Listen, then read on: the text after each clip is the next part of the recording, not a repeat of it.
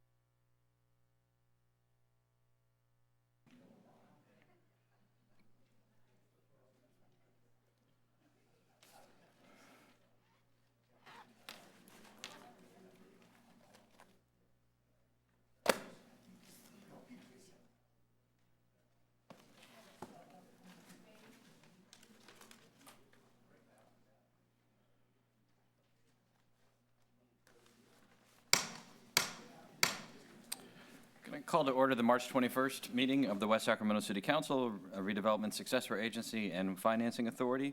We're going to begin tonight as we do each week with the Pledge of Allegiance. So we'd like to invite our guests to join the council and staff in the pledge, which tonight will be led by our city manager, Toby Ross.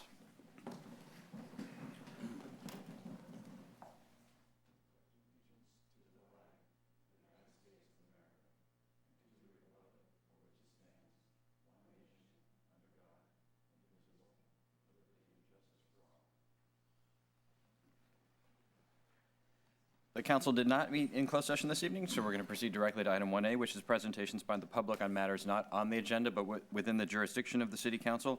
As is noted on our agenda, we are prohibited by state law from entering into a discussion or taking action on items that are brought up under item 1A, but it is an important opportunity for a public forum.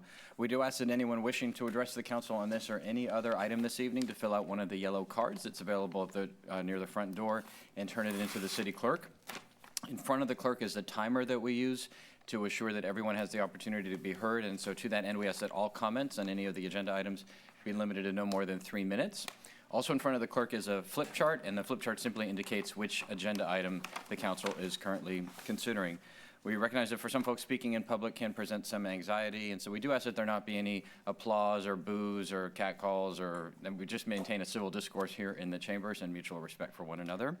And we do request that the cards be turned in prior to the conclusion of the staff report on whichever item that you might want to talk about. So if you have, for example, if you have a comments on item 7, be sure by the end of the staff report on item 7 that your card is turned in. Once the council questions, the public comment begins, we don't take any additional cards. So with that, we have a couple of requests to speak under item 1A, and the first is by Mr. Bill Lowell.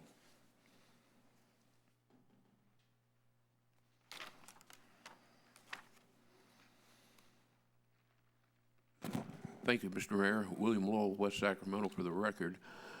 Today, I saw my blind friend. He lives out on Stone Boulevard, and I think he has a vending machine business at one of the state buildings, several miles, maybe DMV on Broadway or whatever. I think that's Broadway, out there past Stockton Boulevard, or maybe it's further out. And he was asking me if I had heard about any new positions being opened up at the Port of Sacramento.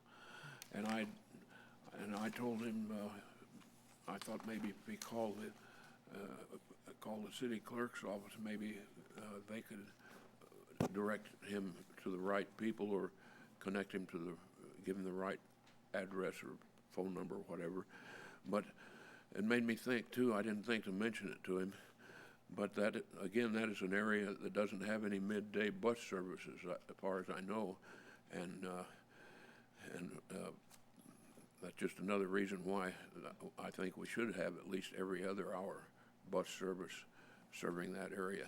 And it would open up a lot of jobs to people that can't get to and from them now.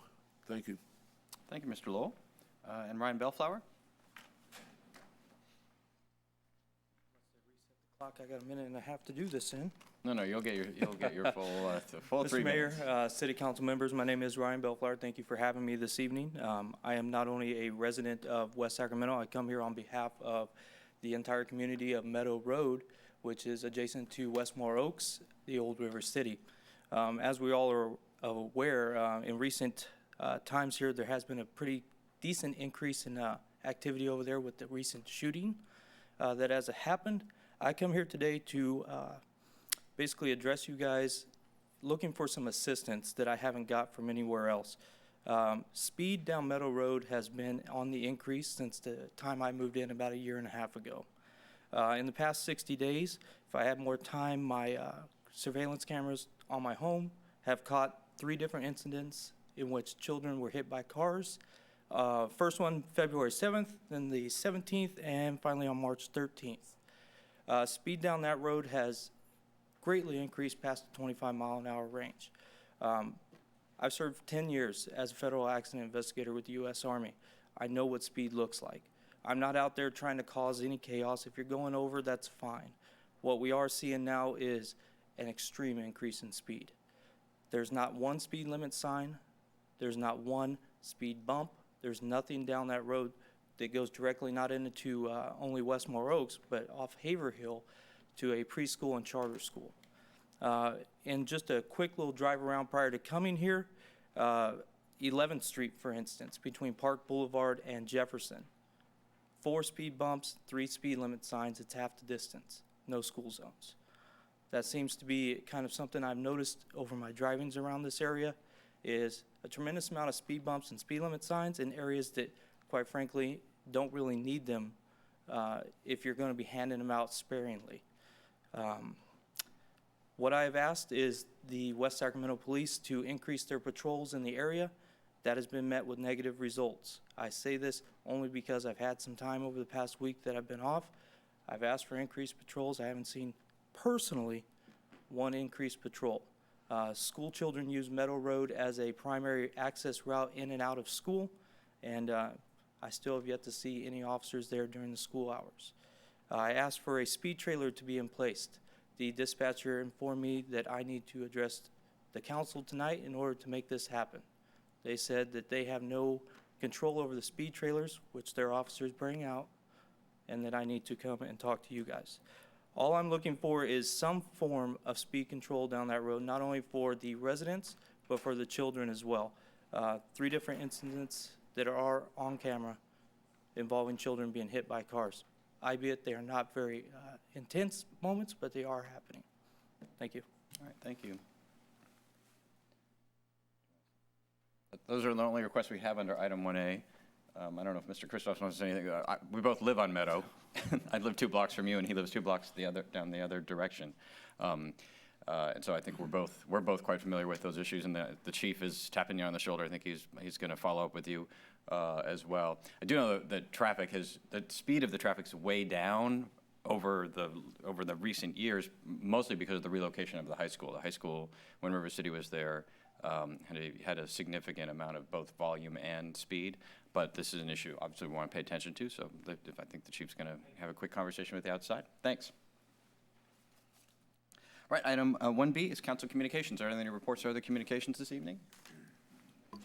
Mayor Pro Tem Villegas? Thank you, Mr. Mayor. Just real quickly, just let the council know, the Yolo County Transportation District met March 12th, and essentially the main item was an update for the board to make sure the board is up to speed on what the status of the streetcar project and the fact that we've moved the majority of the responsibility to RT at the moment in terms of the application and submitting the grant for the planning grant to the FDA. So everybody's on board with the status of that. And then on March 14th, the Sacramento Regional County Sanitation District Board met, and we continue to have conversations about the framework for the ultimate recommendations for how to fund the expansion of the plant.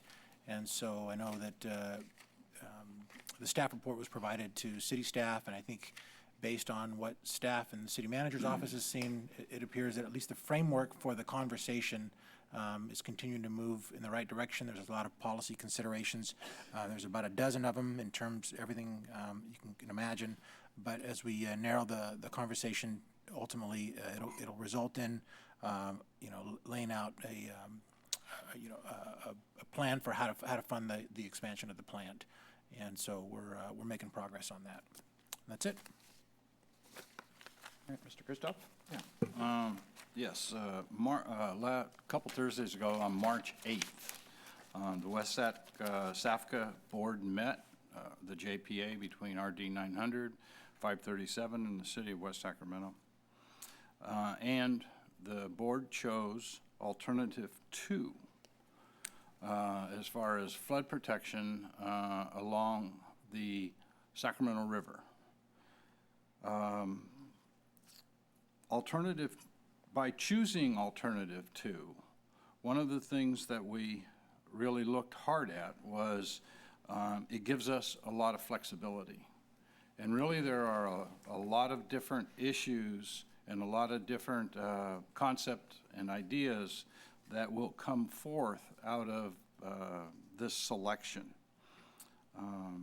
Alternative 2 explores relief wells, it explores setback levees, which is a very controversial issue. It explores slurry seal and deeper slurry seals. And one of the main things that by choosing alternative 2 that happened was it started the EIR process. We are only at 15% design of that portion of the levee. And this will take it to a 60% design. And as we're doing all of that, we think we have built in flexibility so that as the EIR process moves forward, the flexibility as far as maybe the depth of a slurry seal, the width or the length of a setback levee can further be explored. What we're really trying to do is we're trying to save as many homes and as much property as we possibly can. And I have to be honest though, I mean, not everybody is going to be happy because it's a tough, especially with setback levies and things like that, it's a difficult proposition. But at the same time, we have that flexibility to at least explore and try to make as many people happy and comfortable as we can, and at the same time, put the city of West Sacramento, the entire city of West Sacramento, in a better flood protection mode. So let's see what else.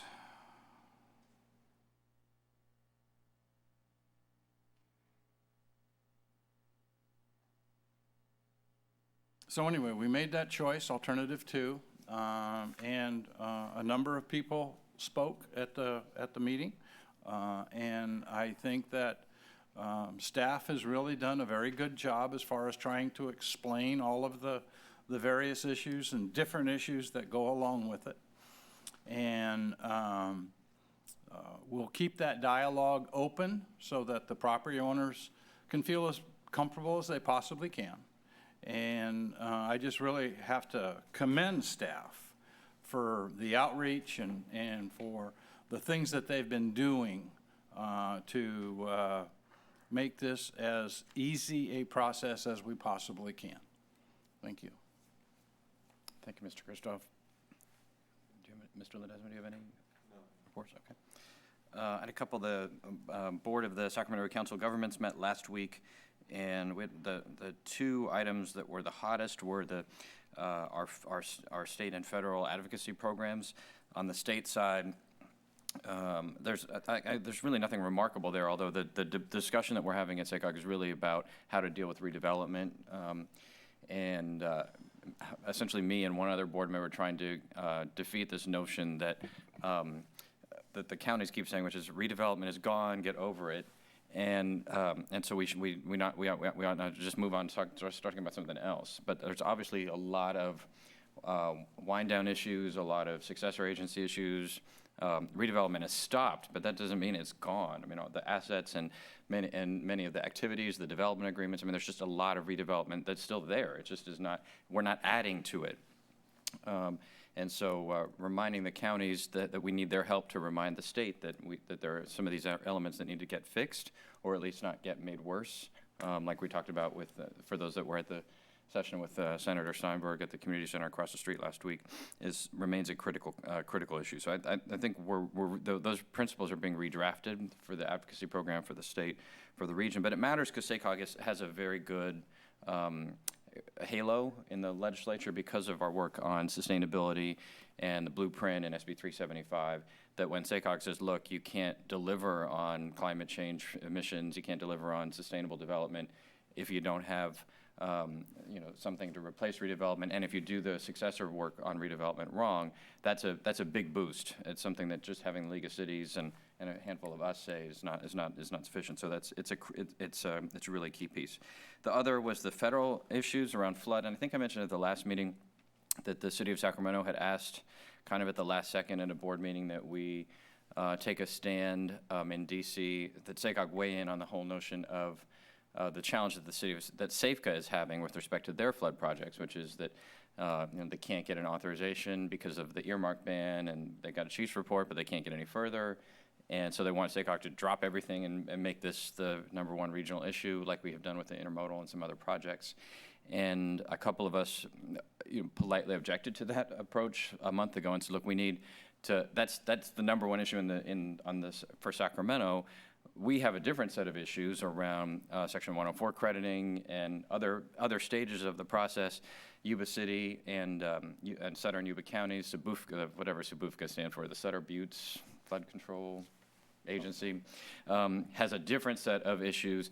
They all matter just as much. It's just we're not as big as Sacramento, and so, honestly, it was a bit of a fight because Sacramento kept saying, that's all important. We should deal with those things too. But let's move to the most important crisis first, which is the one that's happening for SAFCA. We sent the thing back to committee. It's going to come back. It should have the full set of regional priorities in it, and that will then get reflected in the cap-to-cap agenda as well. But I just wanted to highlight it as we're running into other folks from SAFCA. I think it's fine, and Councilmember Ashby from Sacramento, who was the most vigorous in making this case, I think is fine with where we're at. There was a moment when Congresswoman Matsui thought she might be able to get the support in the House to tack on something onto the transportation bill that would allow for a project with the chief's report to move forward. That does not appear to be a likely outcome at this stage, so the urgency is probably significantly reduced.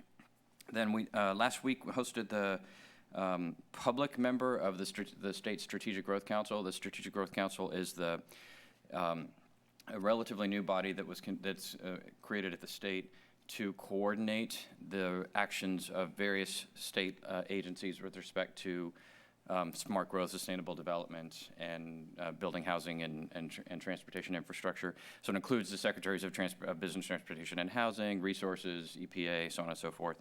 And then there's one public member who's the former chairman of the Gap Corporation.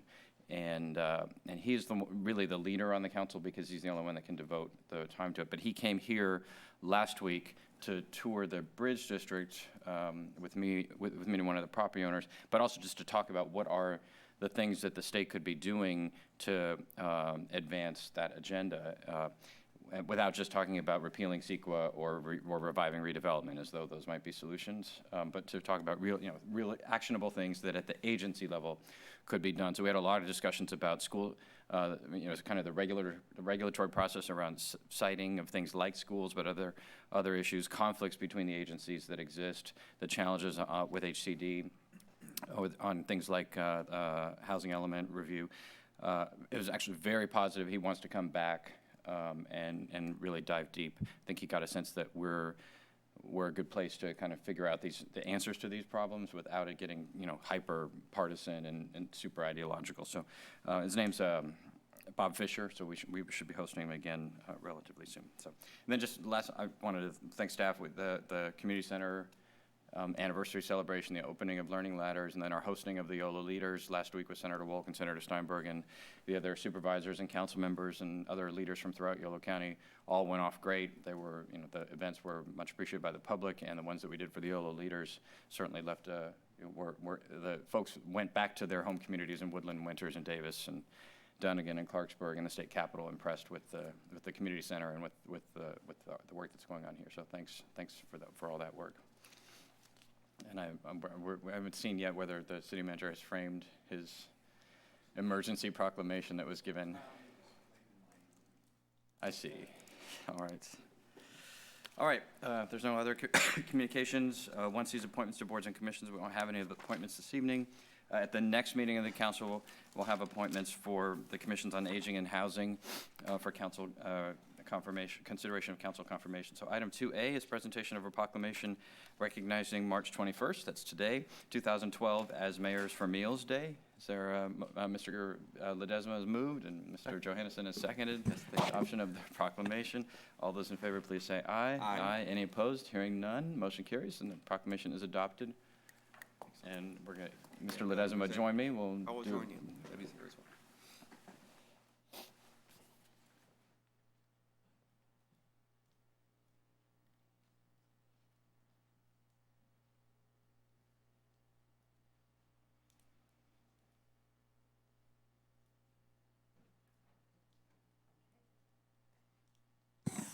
Come over here.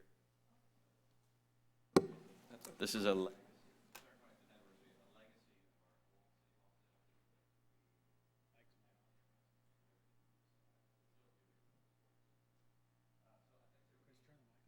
read into the record the proclamation just adopted by the City Council recognizing March 21st, 2012 as Mayors for Meals Day. Whereas the Meals on Wheels Association of America is the oldest and largest national organization in the United States, representing those programs that provide meals to people in need. Do we call it MAWA or MOA? MOA. MOA, which is that association, their mission is to end senior hunger by the year 2020. And whereas 2012 is the 40th anniversary of the inclusion of senior nutrition programs into the Federal Older Americans Act. And whereas the Elderly Nutrition Program in YOLO County, ENP, locally known as Meals on Wheels, is a private nonprofit community benefit organization that provided over 80,000 meals to 1,200 seniors in Davis, West Sacramento, Winters, Woodland, Knights Landing, Madison, and Esparto last year. The organization serves meals and friendship Monday through Friday to frail homebound elders and to seniors at senior centers. And whereas Meals on Wheels programs are on the front lines of our hunger battle and need support from elected leaders to continue providing the nutritious meals and human contact that our seniors so desperately depend on. And whereas March for Meals is a national campaign during the month of March, initiated by MOA, which seeks to raise awareness of senior hunger and to encourage action on the part of the local community. And whereas the Elderly Nutrition Program in YOLO County announced that it will be holding Mayors for Meals Day as part of MOA's March for Meals campaign, Mayors and council members from throughout Yolo County are participating in the event to show support for our community's hungry seniors by delivering meals to homebound seniors and working in the kitchens and dining rooms of our congregate meal program on March 21st. And whereas local elected officials have been involved with the elderly nutrition program in the past, and the National Mayors for Meals Day is an excellent way to continue that relationship. ENP thanks these local leaders for stepping up to the plate and joining the mission to end senior hunger by the year 2020.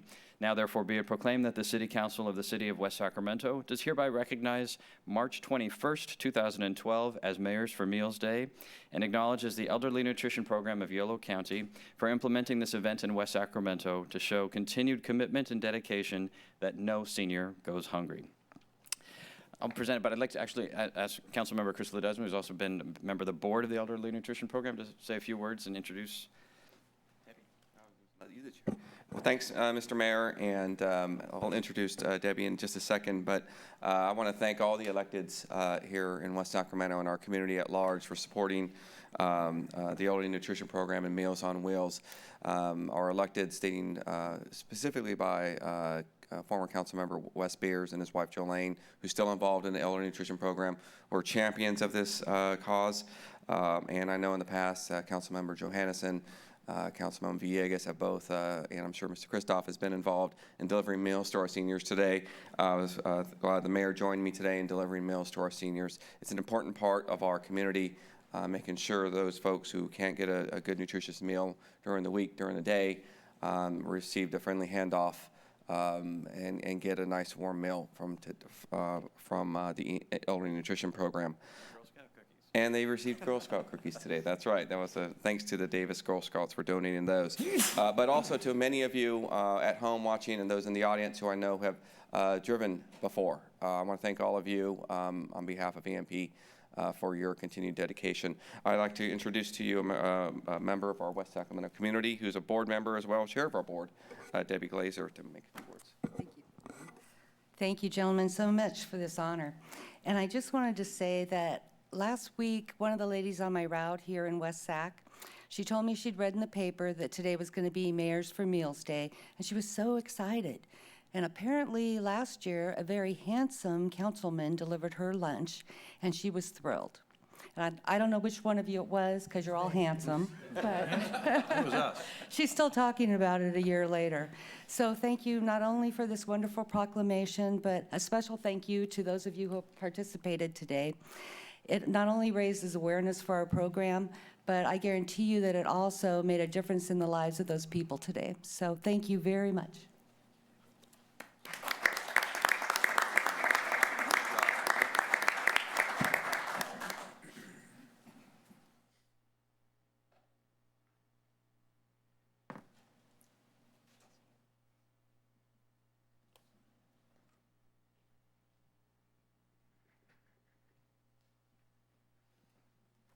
Let's just take one last chance to emphasize that Elderly Nutrition Program is a private nonprofit. That's right. A lot of folks sometimes think it's a city service or a county program, and it is not. It exists only because of the donations and the volunteer work of citizens in our community that are committed to helping out, and without all of us helping out, it won't continue to exist and provide those much-needed services. Thank you, Mr. Mayor. Thanks.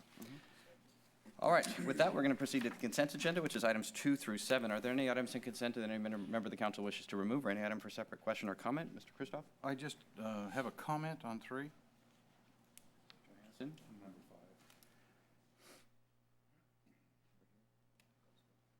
I'm good. Okay.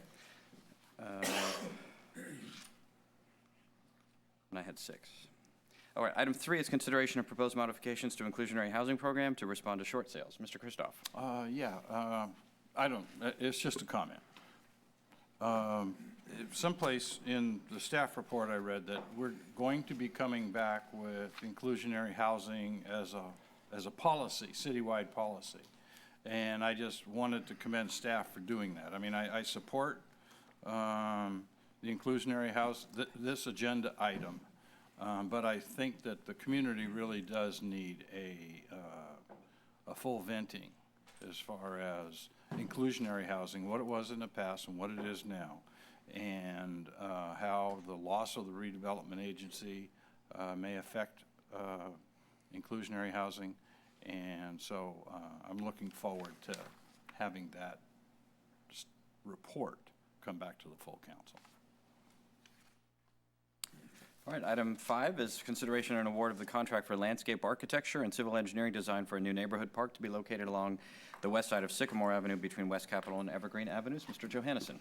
Thank you, Mr. Mayor. Yeah, Mr. Spock, the questions are just the timing of when this development is going to occur. One of the issues in this neighborhood is there's been an express need to have parking for events, particularly with the Gurdwara that's in the area. On this particular parking spot that looks like it's laid out at the end of Evergreen here. So what, in terms of time frame, what are we looking at of when this would be implemented, assuming, things go along as planned? Design will take about a year and 10 months to complete. And so we'll move directly into construction after that. Construction will take about a year. Okay. So we're looking at roughly 3 years. What is the plan for the parking? Is it just going to be general parking, open to all? Yes, it would. Okay. It would be a paved parking lot with stripes on it. The location would be particularly supportive of clients for the community garden, and we would expect that because it's close to the community plaza, if there are special events there, it would be very useful at that location. There's extensive room along the Sycamore Avenue boundary. That's a pretty wide right-of-way there. So we'd expect to see quite a bit of on-street parking capacity as well. Great. And the parking, when do you anticipate that would be put in? As part of the construction project. So towards the latter end, or? Oh, golly. I mean, is it Now going I to be open understand. all at once, or, because there is a need now for? We did not anticipate advancing construction of the parking area ahead of the rest of the project. In terms of phasing of the work, there'll be a construction fence around the entire perimeter until the thing's all done. Okay, all right. But if you wish us to look at an advanced construction phasing, we could do so. Well, it may be worth, I don't want staff to spend a huge amount of time on it, but it may be Okay. worth looking at if it's possible to do something like that, to open that facility up, at least initially, and then the balance would be the year and 10 months. I'll see what we can do. It's in a difficult location. We would, for example, have an open parking area with construction of a community garden Yeah, it may behind not it, work, yeah. but we will investigate All right. the ability to advance that work. Great, thank you. You bet. So Mr. Spock, the timeframe, so we built an entire minor league baseball stadium plus an IKEA in the same timeframe that you're talking about doing this. But what is causing this to take what seems like a very, very long time to deliver a fairly basic park, Expeditiously? right? I mean, there's, At the risk of pointing fingers somewhere else, is it Aaron? PG&E. A large chunk of the delay thus far, we've had access to this grant for quite some time. We haven't had available staff resources to allocate to this project until essentially now. Subsequent to this, we're going to have extensive coordination with the Sacramento Regional County Sanitation District for constructing on top of their sewer line. And quite a bit of time will be necessary to work through the utility relocation process with Pacific Gas and Electric.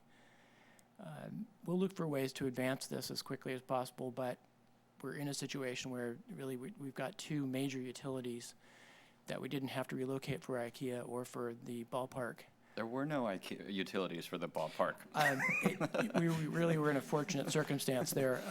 This is a circumstance that really we've got our hands tied by these large organizations that have rather extensive review periods. All right, and the grant is, how long do we have in order to complete the grant? More time than we need. It will. The horizon for the grant is 2017. No, we don't want to wait. Yeah. It's a long time, but again, the need is now, so we're trying to move. Okay. Mayor Pro Tem Villegas? Just a quick question, because I know we've had a lot of conversation about this. The idea was, or we had a vision about having a north-south bicycle path, that Sycamore path that will obviously have to be put together in sections, but I know one of the sections was this park, and I know that this isn't it's a scale rendering, but I didn't see anything that looked like a path, and so I know you're aware of that. Can you? We are aware of the opportunity that's presented north of this site along the lower northwest interceptor alignment. The grant that is to be used for this project did not include improvements north of the site. We will investigate, while this project's in motion, we will investigate the opportunities to do some minor improvements that would really open up the corridor and make it work a lot better, since this is a really great destination for it. Right now, the corridor suffers from quite a bit of nuisance vandalism. The access controls that were installed by SRCSD are not working as intended. And one of the responses has been that Public Works has installed pedestrian pass-throughs. So access is provided, but there's still a lot of fencing there that would deter most users. So we don't yet have a budget to look northward along the alignment. We will be investigating potential for safe routes to schools for funding that. It shouldn't be a large project since the pavement's already down. We'll take a look at it, but it isn't entirely, it's not really part of this project, but this project gives us an opportunity to attend to that issue. So I know that, obviously, I know this evening you're simply asking for approval to move forward with this part of it. So is the bike path part of this project? I mean, is it? There is a component of the bike trail that's actually on this property. Okay. And that is part of the okay. scope of the project, All right. yes. All right. So, yeah, so this is going to fit into the larger plan, but at least Yes. for the purposes of this, it's built into this portion of it. Yes, it is. All right, good enough. All right, good, thank you. All right, thank you. Item 6 is consideration of approval of contracts for professional services with Atkins North America, DKS Associates, Kittleson and Associates, Fair and Piers Transportation Consultants, and TJKM Transportation Consultants for on-call traffic engineering and transportation planning services. Grant, my question's about the local benefit matrix. So you provided the full, in all of its glory, the full responses of the various firms with respect to their intention to use local resources and materials and provide local benefit.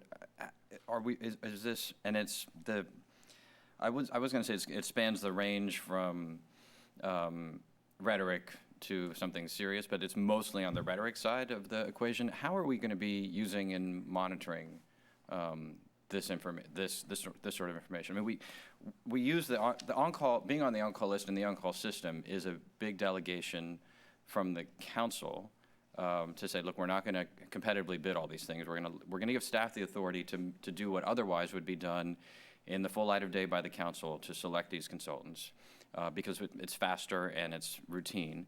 And for the consultants, they don't have to submit bids every single time, full competition. So it's to everyone's benefit. But only if we can be assured that what we would have done in the process of a competitive bid would be accomplished through this process. And every single time we have a competitive bid, usually 2, 3, or all 4 of my colleagues ask the question about local companies, and there aren't any actual local companies in the set. No, there are none that were selected, and there are also none that submitted actual statement of qualifications. With the traffic on-call and traffic transportation planning services list, we do go through a competitive process. It's just on a much smaller scale, and it doesn't have the same requirements that you refer to with the full bid process. Upon the identification of a need for external services, we issue a request for quotes and scope of work. So all of the firms that are on this list will still be part of a much smaller competitive process. So once we receive the scope of works that they provide, and of those that are deemed to meet our needs, we will go with the lowest bidder from that list. You are correct in that for these firms, there was very little that they could actually offer us in terms of providing a local benefit. Most of what they do for us is traffic modeling for the traffic impact analysis. And we regularly collect a lot of the information that goes into those models. They do the modeling from a computer located in their given office. So they were really trying to provide and show some type of local benefit. And how we plan to monitor and track that is that we will require that they provide us with information for each project that they're awarded, what local services they use, and we will track that. But it won't have any, when you do that component, it won't have any effect on which of them is selected, right? So, No, it will not. And when this request for qualifications was issued, it came along with the requirement to provide the local benefit in a separately sealed envelope, and that was only to come into play if there was some type of tie. So we did not even review the local benefit statements until after the decision was made on which firms would be selected, keeping the best interest in regards to their ability to perform the services on the city's best interest in mind. So it didn't come into play with the overall selection of the firms. And the only way it could come into play in the future is if, they fail to meet our requirement to provide us with that information. Or they're, clearly not conducting themselves in a way that was relayed in their statement of local benefit. all right, well, for me, this is a work in progress. I mean, this whole topic of how do we drive as much of our business to local companies and firms that we can, both directly and indirectly, and at the same time maximizing the value of the taxpayers' dollars. So we're not interested in saying, okay, we've got a local company, so let's pay them, and their rate is 100 times what the company from Winters is. So we're going to pick the company from Winters, right? And that makes sense. But how we do this, we still haven't we still don't have a good way in any of the approaches that we've done. No, and it's not that we're alone. Nobody does. But at least we struggle with this every time that we have a competitive bid before us. And so to me, I think it's important that we get some regular feedback about how this is. It's obviously not working because we're not expecting anybody to do anything, but to see whether or not these firms are actually doing the things that they say they're going to do. So there's no clear answer even when it comes to us. But I just don't want to lose the question that usually Mr. Johannesson leads with, and then Mr. Villegas follows with, and then Mr. Christoph, and then Mr. Ledesma. Everybody piles on and says, what about local companies? And to the extent we make this entirely a staff determination, that question never gets raised. And we need it to continue to be there. How do we help local companies while at the same time maximizing the value of West Sac's taxpayer dollars? Yeah, Mr. Christoph? I'll chime in just a little bit. I think this is a very important issue for us, and as you are going through the process of selection, I know us at the Reclamation Board, I've continually hounded on this, especially for surveying and some of the other things that I know we have local businesses here to do that.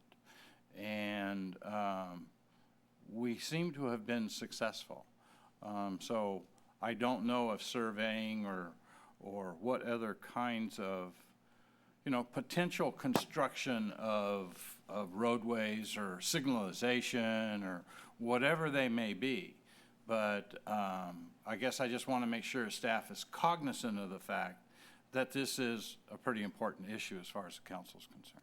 We are most definitely. I can assure you that executive management has clearly communicated that this is of major concern to the council. Okay, thank you. Mayor Pro Tem Villegas?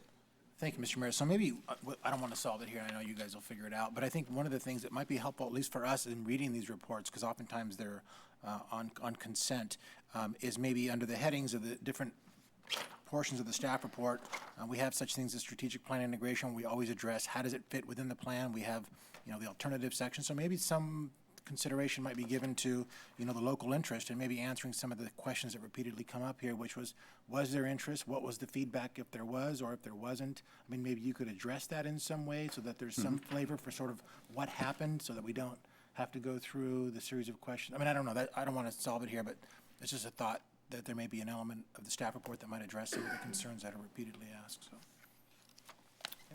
All right, thank you. All right, so those are all the questions on consent. If there's no further, Mr. Johannesson has moved and Mr. Ledesma seconds that the consent agenda be adopted. All those in favor, please say aye. Aye. Any opposed? Hearing none, motion carries. The consent agenda is approved. Item 8 is a public hearing to consider the final grantee performance report for Community Development Block Grant number 08 STPG 4765. We're And recommending that the city manager is requesting that this matter be continued to April 4th. So without objection, that'll be the order. Item 9 is presentation and discussion regarding the United States Department of Housing and Urban Development Sustainable Community Challenge Grant Award for the Washington neighborhood.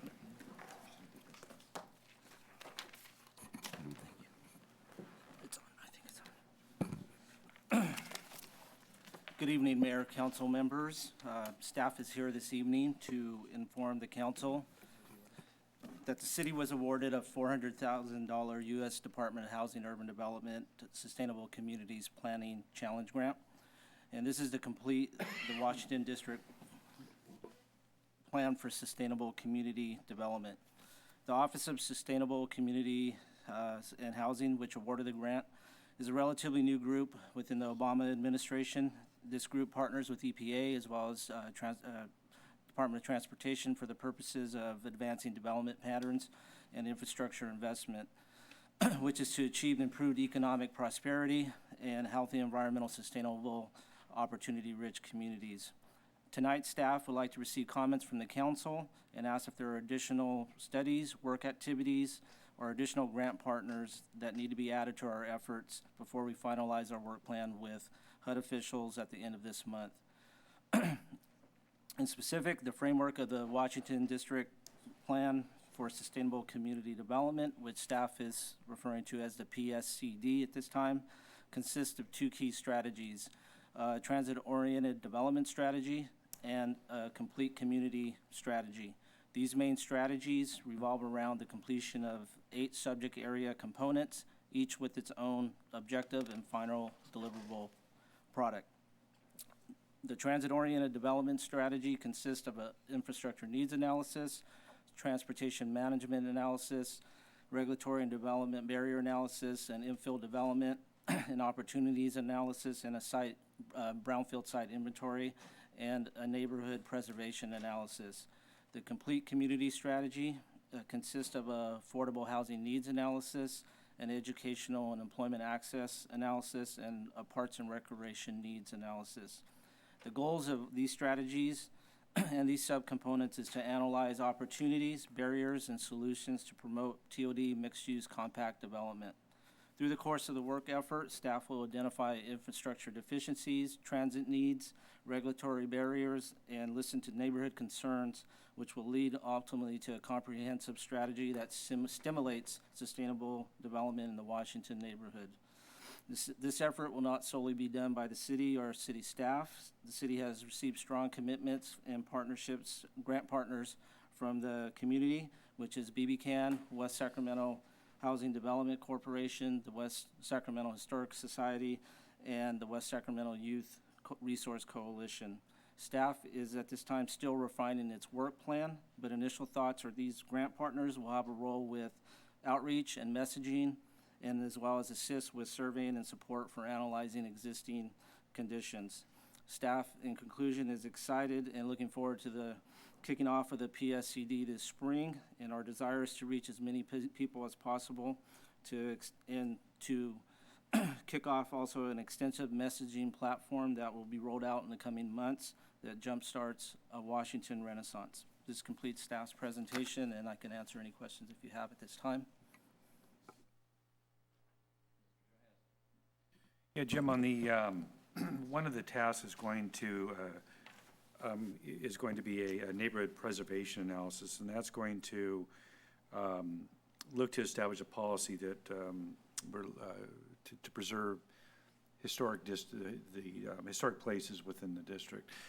And so you're going to be working with the Historical Society on this to identify historical sites and that type of thing. So is the result of this going to be an inventory, or is there going to be a strategy for preservation, or what do you see coming out of that? That's a good question. You know, the way that the grant was delivered to HUD officials is that what we would do is do a new inventory. We have an old, outdated inventory. We would update that, and we would utilize the services of the members of the Historic Society. Once we get that complete, obviously we're going to see some, big changes in the community given the date and time that that initial study was taking place. And then from there, I think it'll drill down to the question that you asked is, what do we mean when we say historic preservation? Does it just mean an inventory? Does it mean that we actually define an area? Although within the specific plan, there is a kind of a bubble within the specific plan that, lists a historic area, but within that bubble, there's no really restrictions or regulatory type of, conditions and different kind of development criteria attached to that. So to answer your question, not to beat around it, but I think we will determine that, and I think with your assistance and with the outreach that we receive from the community, that is a possibility that we could further define, historic preservation much different than what it is in the current plan. So I think it's to be determined where we want to go with this. And HUD officials have, opened up that opportunity and said there's no reason why they would, object to going down that path, provided it's within our resources as far as budget. Yeah, I would think it's, the whole regulation of historic districts is problematic depending on how you approach it. But this also gets into the placemaking aspect of a district and the character when you're trying to build these types of compact districts. So I would suggest that you, it sounds like you're going to do it anyway, but to reach out to the Historical Society and really kind of look at, how the history of that neighborhood can make the place for the future benefit. Absolutely. Mr. Christoph. Yeah, Jim, one of the thoughts that I had when I read this was the Indian Heritage Center. There always seems to be some issues that continually are surfacing over there, and maybe if while you're doing the work on the historical part of this and maybe some transportation issues or some other kinds of things like that, you could just reach out to the groupie organizations so that they could really sort of understand what's going on, and maybe there's just, a smoother way to make all of this work. So you could do that. I think that might. Absolutely. There are some developer partners in this, and Sure. one of the, communication strategies that we will employ, which will be to reach out to a multitude of developers and stakeholders, including CalSTRS and DGS and so forth as we get through the public outreach part of the component of the project. In one of the other things that I thought of earlier, and that was, I don't know what it would be from a transportation perspective, but at the same time, there's a number of people in, especially the old Broderick neighborhoods, that would like to get to the IKEA Center and like to get to that area easier than they can do it. They really don't want to take a bus. So, if there is something there that could assist those folks, that would be helpful also. So here's what worries me about this. I think it's a terrific grant. We were there for the award ceremony with HUD. I'm super excited about it. I want to be careful we don't replicate a Sacramento style of this kind of work, which is to say, let's assemble a bunch of stakeholders and then let them run with it. And when you say, we're going to turn this part over to the Historic Society and this part over to BB-Can and this part over to somebody else, it still has to be the city's plan, number one. But number two, we've just gone through a BB-Can led sort of visioning strategy for the broader area that surrounds the Washington area. If what we get at the end of this is mainly a lot of stakeholder messaging and outreach and all of that, it will be that's an abject failure from my perspective, from both the city's resources and the federal resources that have been put in play. The deliverables that are on the list, those are hypercritical, right? We need, in the Brighton Broderick strategy, folks said we want access to the waterfront. We want better transit. Okay, we know that. So let's not spend a year visioning again. Let's not spend a year bringing people together to talk about that. Let's do the financing strategy and the infrastructure plan in an actionable way that at the end of when we're done with it, it's not just a needs assessment, but it really says, okay, here's the things that we will do to make those things occur, to deliver on the vision, not just to develop it, with a recognition that this neighborhood is the core of the city in a lot of ways. It's where the city was born. It is our front door and our porch onto the waterfront. It's more than just the different interests that are right there. But it's a concern to the whole city. We have a specific plan. We have this Brighton Broderick strategy. We need to implement it. And so the sorts of work that we've been able to do in the Bridge District and going through, every painstaking detail of the financing and infrastructure plans there in order to make it developable, to build the piers and the parks and the roads and the streetcar is exactly what we don't have the resources to do in the Washington neighborhood because there's no big developers. That's what this money is essentially substituting for what a big developer normally would pay for, and we need to get the same outcome. So I think this is great. The actual plan, attachment 1, if that's what gets delivered, fantastic. That's exactly what we need in order to move it forward. I just want to be careful that we don't defer to a stakeholder-based approach that a lot of our neighbors do that ends up producing nothing but agreement on what we wish we would have had. When we finally have some dollars here, it's minimal for sure, but it's what we have never had in 25 years of trying to do this kind of catalytic development work in the broader neighborhood. Mayor Pro Tem Yeah, thank you, Villegas? Mayor. That's exactly what well, you're so much more eloquent, but that's what I was thinking. I probably wouldn't have said it the same way, but I guess, because we do have a lot of the plans that have been worked on, there's been a lot of stakeholder input already on these kinds of issues, and so I think we ought to embed that, and I think you did a great job of outlining that, so I won't go into that anymore. The one thing that I am concerned about, though, at the end of the day with the product is oftentimes when we ask for stakeholder input, it's hard to quantify how much input or how much the degree with which there was consensus on those issues when the reports, and sometimes I've seen them, and I'm not saying this is how the city's reports come in, but sometimes there are reports that are provided that say, and residents felt, and residents could have been 2 or it could have been 25, and so I think it's helpful to quantify when comments or statements or ideas are presented, that we have some sense of, okay, was there consensus on that, or was there one loud voice in a group of a particular stakeholder group that really repeatedly said the same thing over and over? And I don't want to, so I want to make sure that we quantify how the feedback comes back in.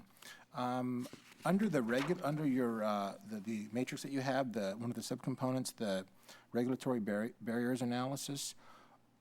Under the it says final product Washington specific plan updates, and I guess I'm thinking of it in terms of I think of barriers as a little bit differently, and I'm just trying to make sure that I understand what the end product for this component is going to be. Can you help me understand?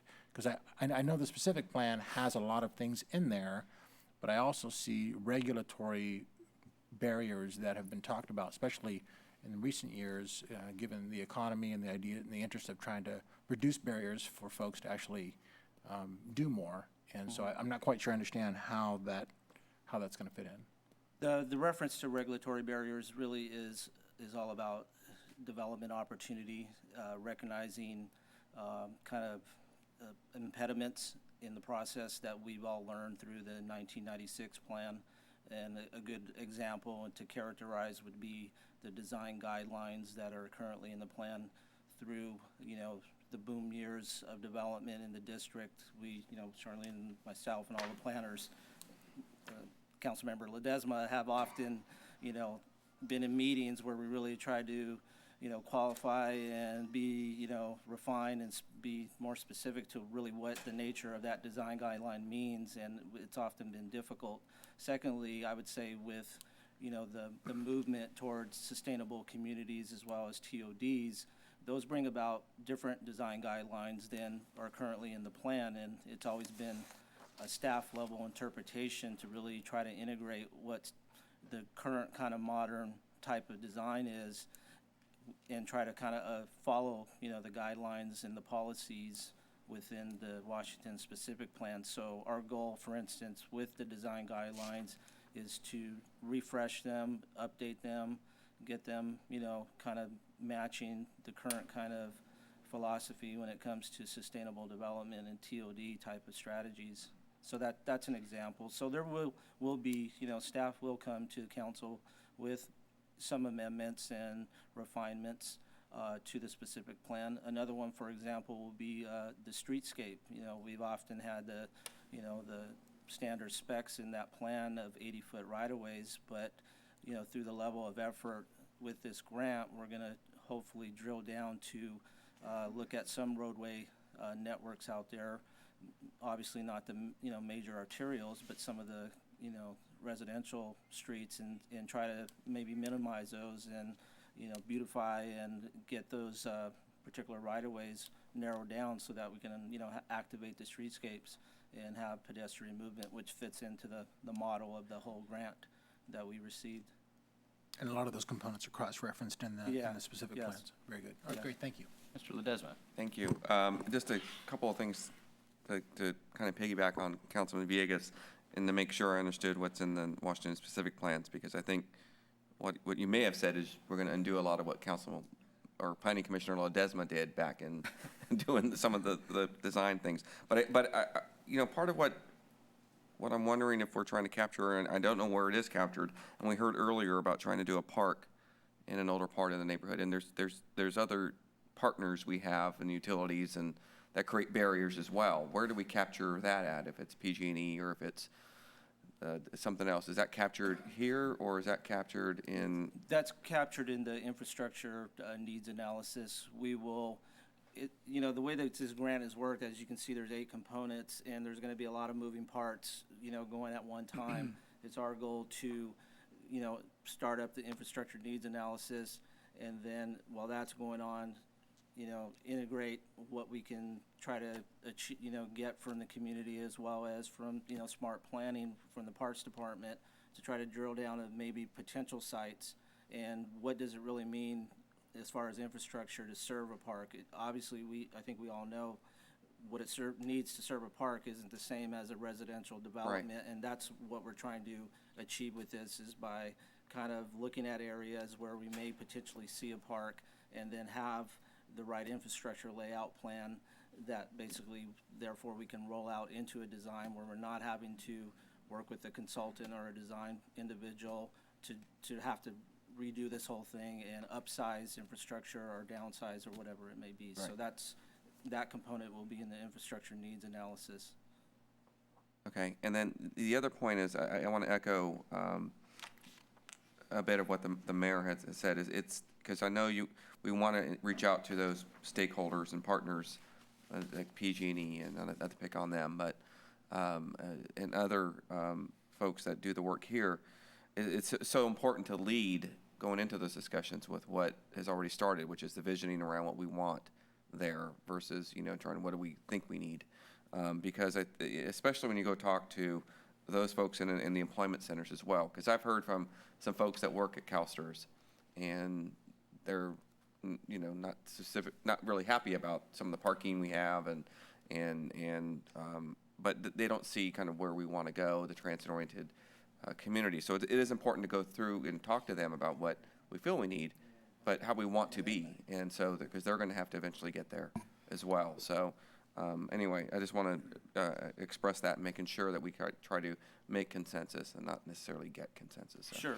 All right. To address just one, you know, comment from the mayor is, you know, I think the way that you have to look at this grant, it is a planning grant, you know, so there is a requirement that you have to do some level of outreach, and I get, you know, we've done the visioning, and I understand that, but some of the, you know, the component of the grant and the way that the grant was established and the framework of the grant is required that we do have to do, you know, that outreach. There's a commitment of roughly about $70,000 towards, you know, outreach that we will have to embark on. How that can get spread around is to be determined, but some of that obviously is with outreach and meetings and charrettes and all that kind of stuff. But this is not an implementation grant. You know, that's kind of where we're going with this, is we want to kind of set up the area by this planning process so that once we have these documents available to you know, HUD officials, grantees, or even developers, we can eventually say, okay, here we know how to, you know, size this infrastructure, and hey, there's this implementation grant for a couple of million that will help with, you know, some streetscape improvements or with infrastructure improvements. That's kind of where we're going to try to achieve with this grant. So I think that's an old way of thinking about these issues. I mean, the distinction between planning and implementation is, I think, now a fake one. Given, I mean, it used to be we develop a plan, then we look for a property owner and use our redevelopment money together to deliver on that. This process ought to be making it possible for somebody to open a coffee shop in the Washington neighborhood. Right? It's not that it's illegal to do that. Now, in fact, we say that we want it, but whether it's our impact fees or our zoning or the parking requirements, it effectively makes it very difficult or extra expensive. So at the end of this process, what we should not have is a plan that says, we would like to have a coffee shop, and it should be in this block. It should be, what we should have accomplished through this is dealt with the parking issue or the zoning issue or the street width issue. You know, we should have gone through and fixed those problems. And so that is implementation in the sense that, but I mean, we're not the ones building these things any longer in a post-redevelopment era. We have to activate the private sector and public sector partners and nonprofit sector partners to be able to do those things. And we should be, so this should not be a plan for doing that. We should be using this process to solve those challenges in the same way that we just have done in the Bridge District. That's my only point. If at the end we don't have a coffee shop, but we have completed 27 workshops, fail. Right, that's not success, and so I think I know you get that, but I just want to underscore the importance of actually delivering for this neighborhood, because we've never had $800,000 or whatever the total is to get this work done, and we all know from meeting with property owners, with neighbors, with everyone else in this district, with employers in this district, that there is a lot of interest in making the Washington plan and the Brighton Broderick vision a reality, from folks who are willing to, put their sweat equity on the table or open up a restaurant.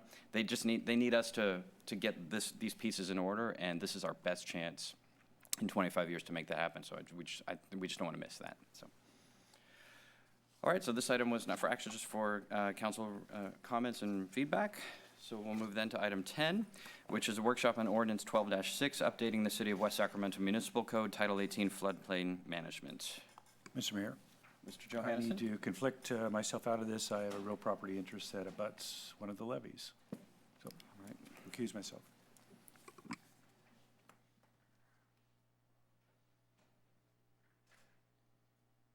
All right, Mr. Powderly.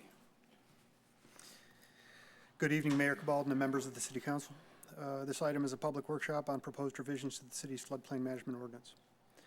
The city participates in FEMA's National Flood Insurance Program. Oh, and Mr. Powderly, just Yes. Sorry to interrupt, but since I know some folks came in after the beginning of the meeting, if you are intending to, anyone in the audience intending to speak on this item, you need to complete the yellow card and turn it into the city clerk prior to the time that John's done with his presentation.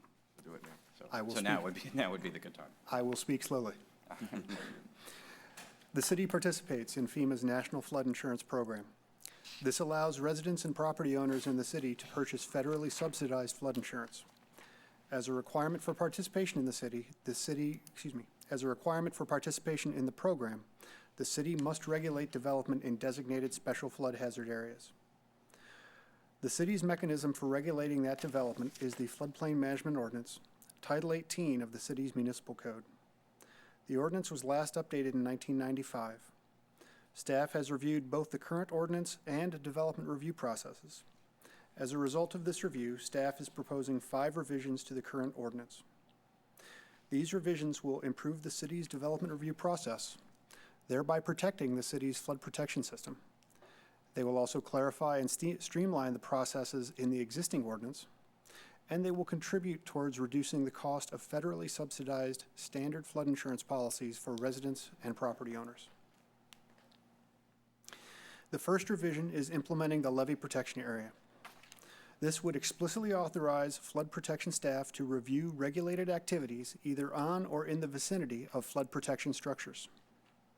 Staff would review the regulated activities using existing federal, state, and local standards.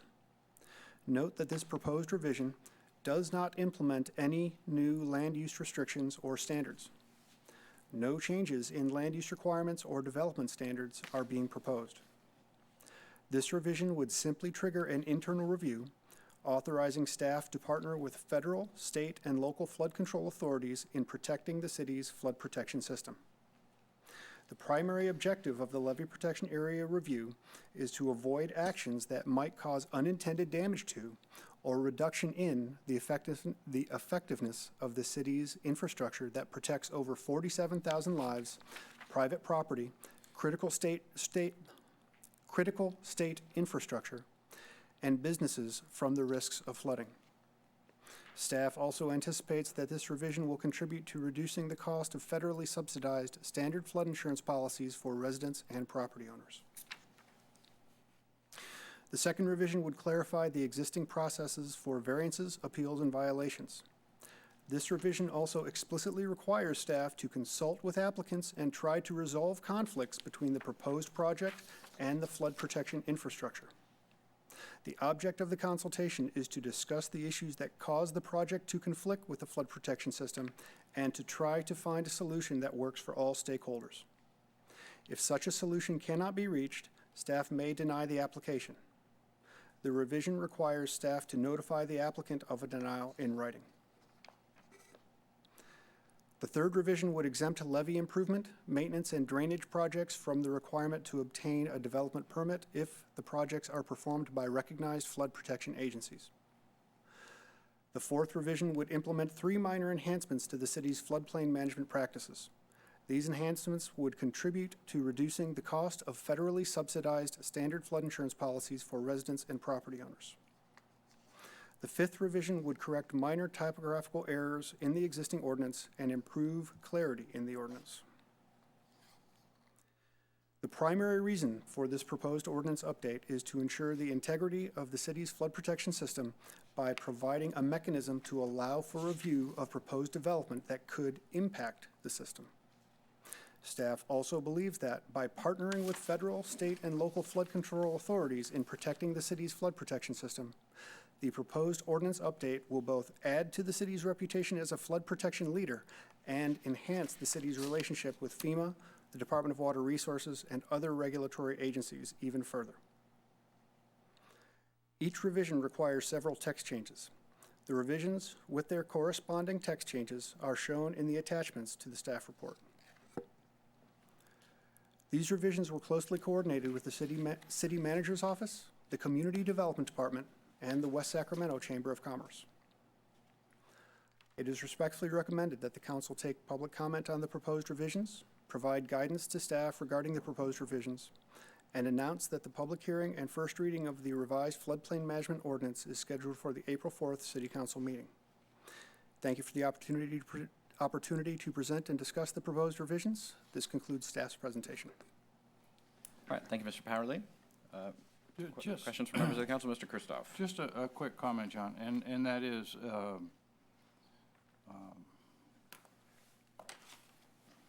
parts of this ordinance are in pretty sensitive areas. And I guess one of the things that was omitted, and that is keeping the property owners informed about what's going on. I mean, you talk about various state and federal agencies and all of that, and at the same time, I think that the property owners ought to at least be apprised of what's happening. And then the same thing goes on when you talk internally about the city and its various departments. And I think that one of the things that we should include in that would be a conversation with parties that are going to be affected, so that you know, they just have a heads up and they can give their ideas, their concepts, and whatever else goes on. Questions at this time? Wait till after public comment. So on the insurance piece, it says the proposed enhancements would increase our score by 20% of the points necessary to get an additional 5% discount. So that means we wouldn't get the 5% discount if we implement these enhancements, or am I reading that wrong? Nope, you're reading that correct. The 3 minor enhancements together would get approximately 100 points. For another level, it's 500 points. Another level gets another 5% decrease in the cost. So do we get anything for the 100 points? We get that much closer to another level. And what are the prospects then for getting the next 400 points? I'm imagining you thought it would be better if we went to council with a proposal that actually got us to that level. So you must have looked at the other prospects that are out there? There are other prospects, and staff, I'm confident that we can achieve another level. If not this year, then certainly next year. And what are those kind of, what are the kinds of things that we might foresee that would get us there? Some of them are simple record keeping, such as showing what the area that we have marked aside as open space relative to the area marked aside as protected. Some of them are also record-keeping in terms of what the drainage maintenance operations that we're performing. Getting the records together and sending them to our CRS coordinator to clearly state, these are the maintenance operations that we're performing. There are a wide variety of possible ways, and the binder is about 4 inches thick. All right, well, if this comes back to us in an ordinance form, at the staff report level, I'd like to see, I mean, not the binder, but I'd like to see the path that we're contemplating, to know that these actions really are essential to getting us to that that we have a fighting chance of getting to 500, and how, if there's some other, if all those things get us to 200, and then the next 300 after that require us to do something unacceptable, I'd want to know that now. So just to see what that path looks like. Yes, sir. So in terms of the way that you all looked at defining the levee protection area, you used the distance, but was there any more refinement of, or did you consider other approaches to a levee protection area that was more tailored to the specific flood protection structures and the geography around them, or did that just turn out to be too much of a task, and so you went with this more generic approach? No, the 400-foot distance initially came, now that's the guideline distance, that initially came from West Safeco's flood protection levee improvement consultants, HDR. Their knowledge of the hydraulics of the Sacramento River and the various, the other floodways around the city, that gave us the guideline to start with. After that, staff closely reviewed the flood protection area, the levee protection area, and looked at the development that was in and around the city's levee system, and tailored it to what we believe is the appropriate area. And the definition, and I don't have this page in front of me, but the definition was any flood protection, any structure that provides flood protection. And is the map that's provided, does that assure us of what that scope of that definition is, or at some, what I'm curious is that because that definition sounds fairly broad, and we understand that it includes the levees, but I want to understand if it has the potential, that term has the potential to include things other than the obvious, because that could potentially have much broader implications, right? So if you were to say Rayleigh Field by its size, prevents flood waters from proceeding, those sorts of questions, because you've given us a fairly general definition, and this is going to be one of my comments later about how broadly drawn this ordinance is, causes me a lot of heartburn, but this is one of those areas around what exactly does flood protection structure mean, and who decides that? The flood protection structures start off with levees, but the definition of flood protection structures was structured to incorporate a variety of other techniques that improve the city's flood protection, such as relief wells, flood walls that's on top of a levee, soil cutoff, deep cutoff walls.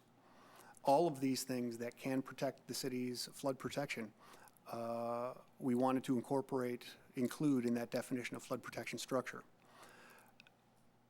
The geography that you see on the levee protection area map will remain very close to what it currently is shown. If any setback levees are constructed in the city, then the levee protection area will move accordingly with the setback. But the types of structures, we're not considering any wild inclusion such as what you mentioned, Rayleigh Field, or any unconventional structures. Stone lock a flood protection structure? A stone lock would be a flood protection structure. Is the entire deep water channel and turning basin a flood protection structure? There are levees on both sides of the deep water ship channel.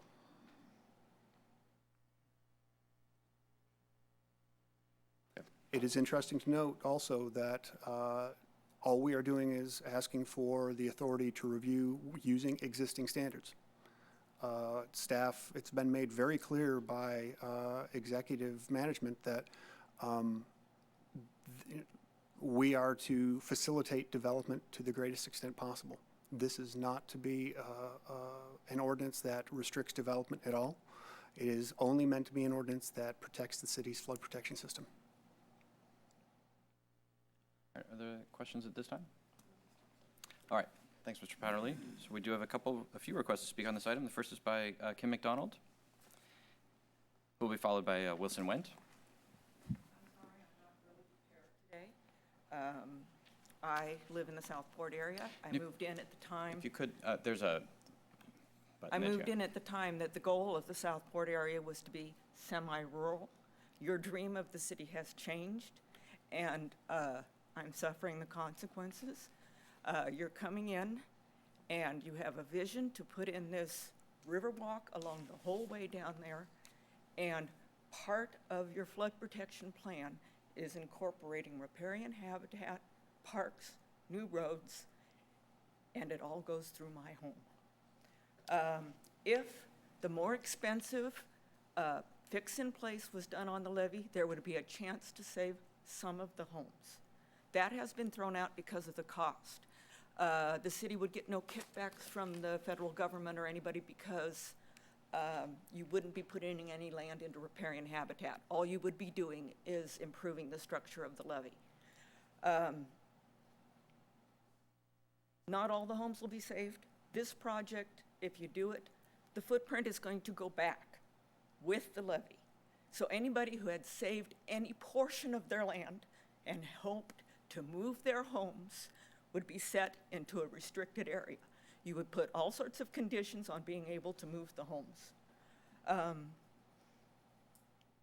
You know, we gave up land once before for flood protection in the early 90s. And now you're coming in and saying we need to give up our whole homes, our whole way of life. There's nowhere else that I can find a 3-acre parcel on the river to move to. And one of the worst things you're doing to me is saying our plans aren't final, so we can give you no idea of what we're going to give you for your home. So I can't look for a home, I can't fix my home, I am stuck in zombie land. And I know you have plans for the city, you want this historical area, these wonderful river walks, bicycle paths, but that's not, I mean, I've been here 20 years, and I'm the newcomer to the area. You're ruining families. My house at one time this year was multi-generational, my mother and my daughter living with me. That's all out the window. They've had to find other places to live, and I don't know how much longer I'm going to be there. I'm having medical problems, and I'm blaming you guys. And that's all I need to say. I'm sorry, Mr. Kirstoff. You've heard me before. All right, thank you. Wilson Wendt. Mr. Wendt will be followed by Karen Diepenbrock. Mayor Cabalda and members of the council, I'm Wilson Wendt. I'm an attorney representing Seacon Financial and Construction Company. They own Newport Estates, which is located in the Southport area. I submitted a letter with my comments in detail. I want to make sure that you have that. I brought some extra copies. I sent it to the city clerk. I'm not going to repeat the letter, but I'd like to make a couple of points that I think are very important. We're most concerned about the establishment of the levee protection zone. And as the mayor has pointed out, we're not sure what it means. We're not sure where it's going to be. And we're not sure what sort of an effect it's going to have on our property. That's our major concern. In my experience over the years, these zones tend to be much more restrictive than they were originally designed. The most important point I want to make tonight is that the adoption of these municipal code amendments are a project under CEQA. And I haven't seen any evidence anywhere in any of the documentation that I've reviewed that the city has considered or done an environmental analysis of what the impacts of adopting this levee protection zone are going to be. As Councilmember Christoff pointed out in his excellent report at the start of the meeting, the Flood Control Agency is already looking at a project which is joined at the hip with this project, and that's the Southport EIP. That's a very preliminary stage, but it's it's not only determining where the eventual flood control structures are going to be, but it's also preparing an EIS and an EIR to analyze what those impacts will be. Same consultant, HDR, is doing that work for the flood control agency that's advising your staff on this ordinance. I don't think, CEQA says that you can't segment a project. The lead agency for that project is the flood control agency. And I would suggest respectfully to you that you delay any action on the municipal code amendments and the establishment of this zone until the EIR, EIS is done for the Southport EIP. In addition to that action, this is all tied up in the Central Valley Plan, which was adopted, or which has been drafted and circulated and will be adopted soon. And that is something that was done by the State Bureau of Water Resources in response to legislation that was passed in 2008. It's all tied together in a ball. And with due respect, I don't think you can pull out this particular municipal code amendment. I think that it's a segment of the overall project, and you have to wait until that environmental analysis is done.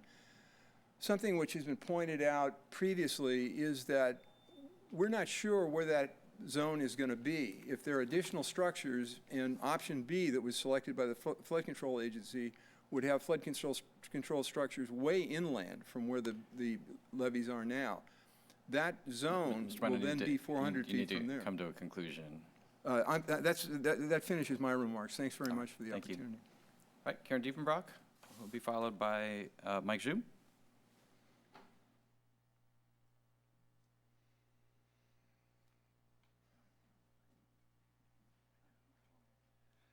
Before you start my time, is it possible to put something on the overhead projector?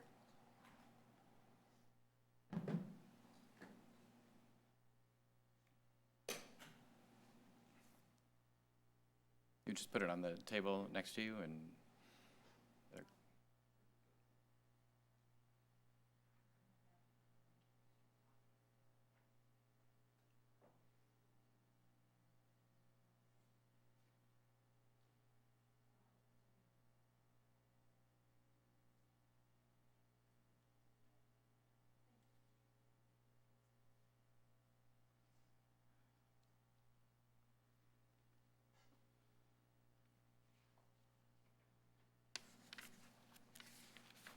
Thanks a lot.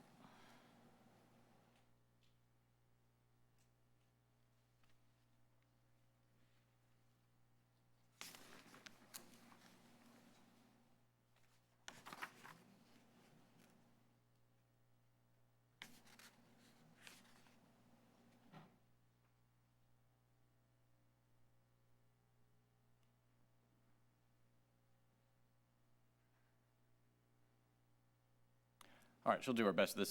Our camera system is not designed for text. It's designed for pictures, and so she'll try to get the best resolution that she can on the screen, but we do have the document in front of us. If I can fix the lights, we'll be able to read it. Thank you very much, Mayor Cabalden, members of the City Council. My name is Karen Diefenbrock, and I'm representing a number of Southport landowners. And I want to summarize our concerns. We appreciate the importance of the flood control improvements that you're proposing. And what I'm doing at the same time as identifying what our issues are is identifying a proposed solution, which for us would help mitigate the problems that we see in this ordinance. First, so what I have is in black bolded language, the additional language that we would suggest. And before this, the suggested language, I have the language and the page reference from your ordinance. The first is a problem that Kim McDonald just identified to you, is we absolutely must have assurance that homeowners who are affected by this flood control project can move their homes. Not everybody can do that. Only some people can do that. But we have to know that that a relocation of a structure to accommodate a flood protection structure that you're building, especially in Southport, that we can do it. So that's just absolutely critical, absolutely critical. The second is As Councilmember Christoph reported to you earlier, this is a terrible situation for many people. Not all homes are going to be able to be saved. Not all property can be saved. Not all businesses are going to be saved. We need to have assurance from you that as to property owners, where property will be acquired for the general good of all of the citizens of West Sacramento, that the implementation of this ordinance will not be used as a way to reduce the compensation to landowners who are giving up, in many cases, their homes, their businesses, their property that's been in their families for many cases 100 years and more. And so we're suggesting here that the ordinance say that plainly, so that there's not an issue later on that this ordinance was used as a mechanism, which I know you're not intending. I'm sure that you're not intending, but to pay people less for what they're giving up, which is already so significant and every bit as emotional for other people in the audience as it is for Mrs. McDonald. And then last, I have to say, this is a very vague ordinance. I don't know what it means. I have no idea what is going to happen for people who have their land within the levee protection area. The proposed area that's proposed to be acquired for the Southport Early Implementation Project is very, very substantial. We hope that it'll be reduced, but it's very, very substantial. And what we think needs to happen here is to state the intent that I heard expressed by your planning staff to you, that it's not intended in this ordinance to prohibit or limit development. And so I've included an express statement to this effect because this is so vague that we can't know for sure what is intended. We've asked for examples, and, I'm out of time. But we would appreciate very much if you would consider these concerns. They're legitimate and thoughtful, and I've tried to be as helpful as possible in suggesting a way of addressing the concerns that we have as to how this would be implemented. Thank you very much for listening. Thank you. All right. So, Mr. Powderly and the city attorney, if you have additional information to provide the council in response to the issues and questions raised during the comments.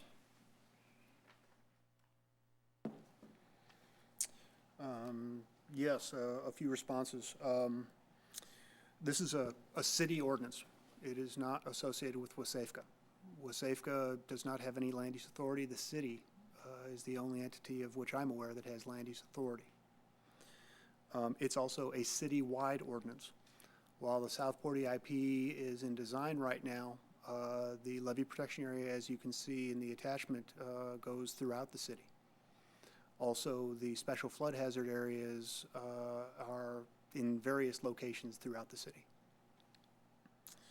All this ordinance, the levee protection area revision, excuse me, not the ordinance, but the levee protection area revision, all it would do is trigger review using current standards.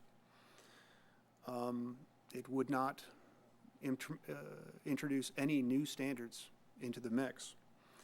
And since this is using existing standards, I'm not a real estate expert, but I don't see how this would in any way reduce the value of the property along the Southport EIP corridor.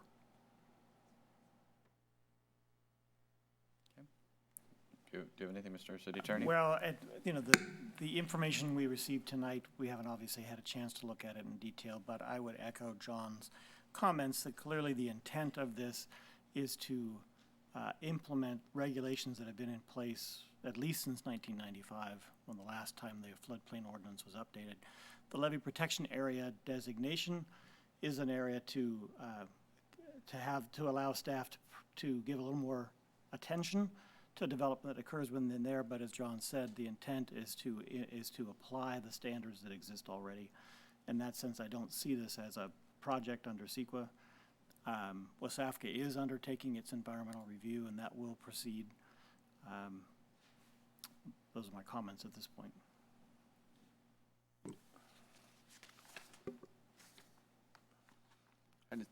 Mr. Ledesma. Thank you. I just wanted, on that point of clarification, because I heard it referred to as we're creating a new zone. And that is not what we're doing here. So it's an ordinance. It's not a. We're not creating a new zone in the sense of a zoning. This is not a rezone of property. This does not change the land uses that are permitted within the area. What it does, as I understand it, is which would trigger then an environmental review. Correct. Right. If we were Okay, so rezoning that's- property, that would be a consideration. All right.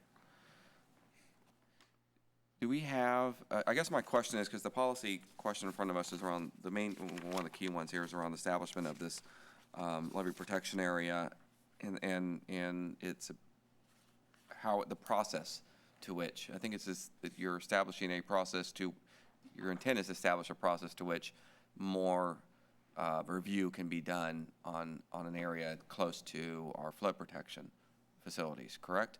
So with that intent in mind, what prevents us from doing that today that would not give it that same attention?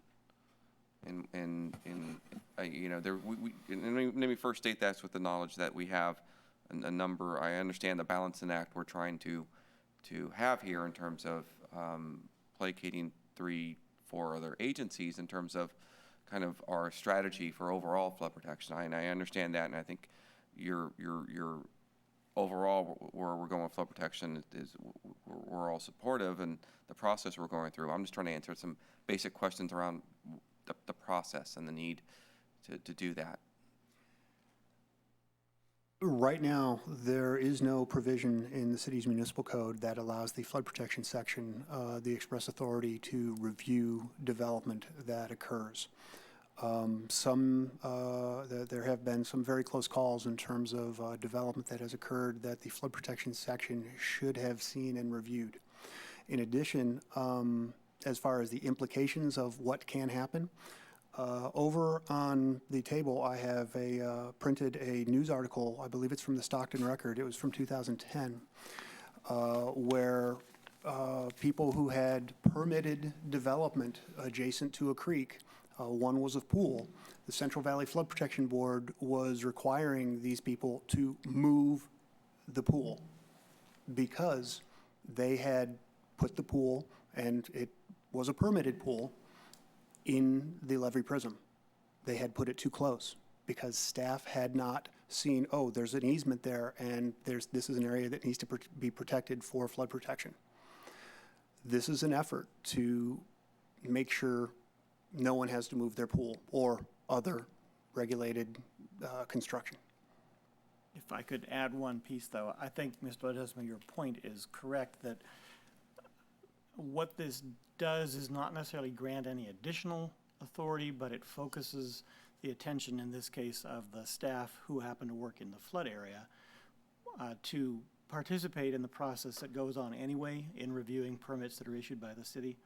This really just draws more attention, and particularly probably for the people who live within the area, make them more aware of the fact that they are living in an area that is in close proximity to flood control structures, and therefore the rules that are on the city's books, they need to pay more attention to them. The rules apply to everyone, but if you live in close proximity to flood control structures, you have to be more aware of the fact that there are things you do which might not occur to you, have an implication for those structures, like putting a pool in.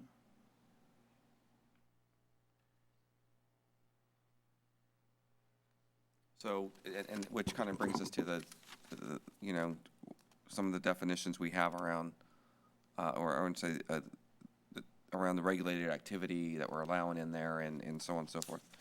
Okay. I'm sorry, Mayor, if you can give me just a moment. I had another question.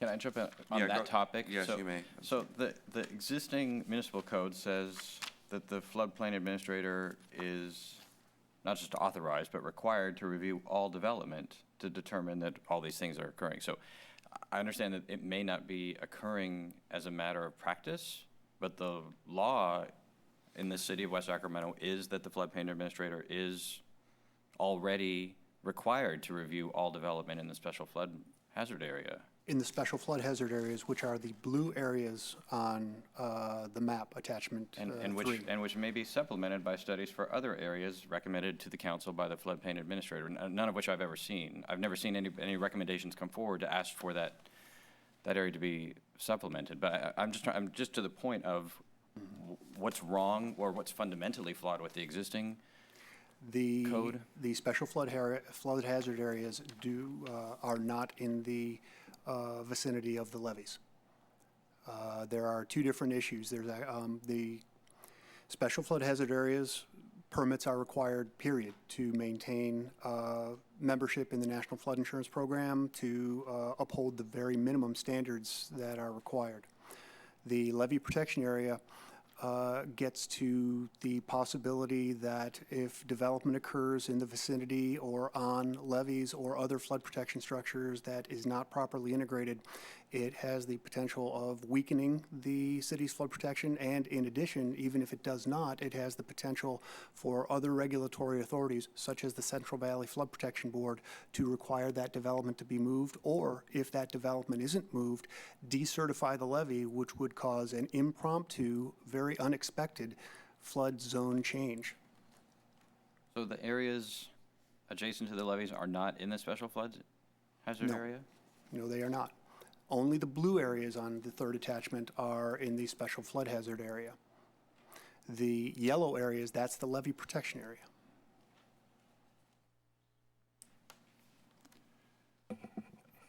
I'm sorry, I'm looking at attachment 3. I also want to make, can we get this on the screen to make sure I'm because what I'm seeing, John, is the blue area and the yellow area, especially along the direct levee sites, are one and the same. Exactly, except Councilman Villegas is telling me in my ear that except the northern and southern boundaries.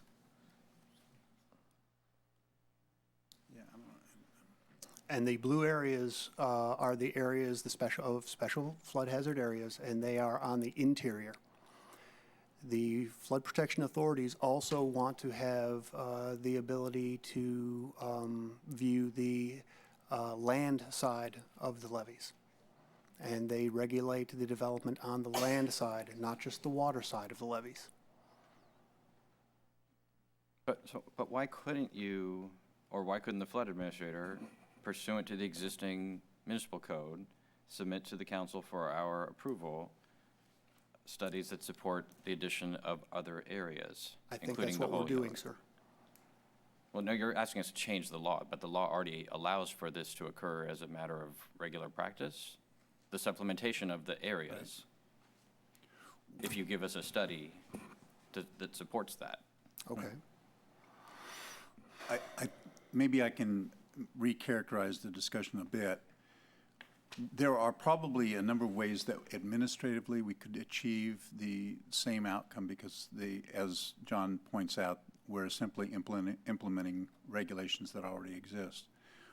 We concluded at staff level that having a designated area would have the dual benefit of alerting those who administer development permits to this particular need, and alerting the property owners who would be requesting such permits to the likely impacts, or at least the likely concerns that this is intended to address.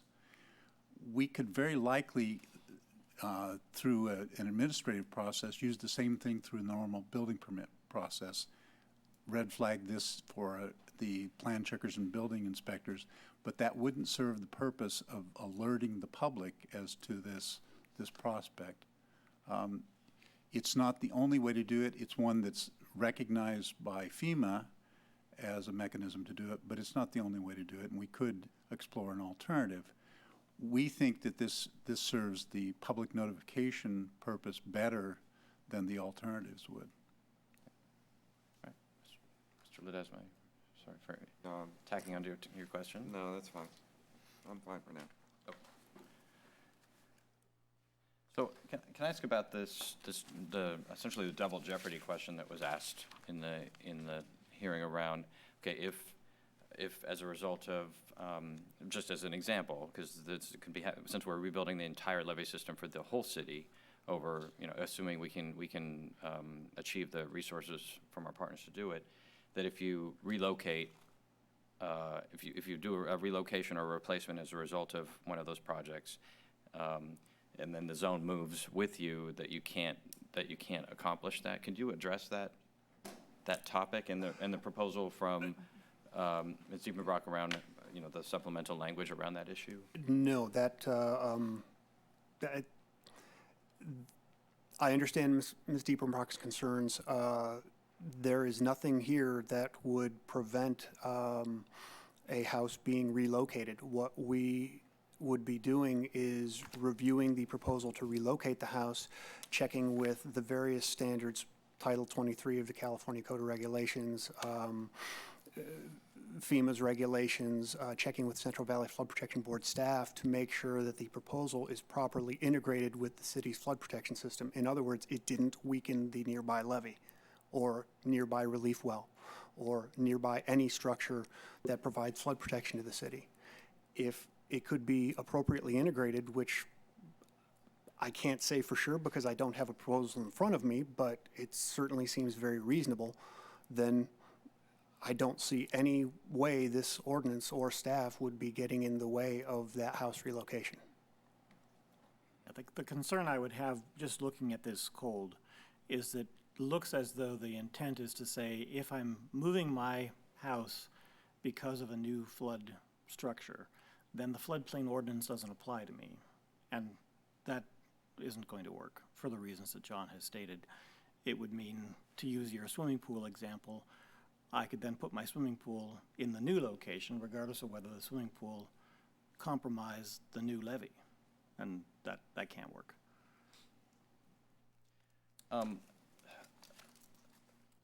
The exemption for the other flood agencies, what's the genesis of, so they should be aware, but they could be, they don't always have precisely aligned interests with us. So just as an example, let's say the State Department of Water Resources wants to implement a flood improvement project that improves the capacity of the system by building a cut-through bypass that consumes all of Bright, right? So, which is a flood protection improvement. They are aware of all the regulations.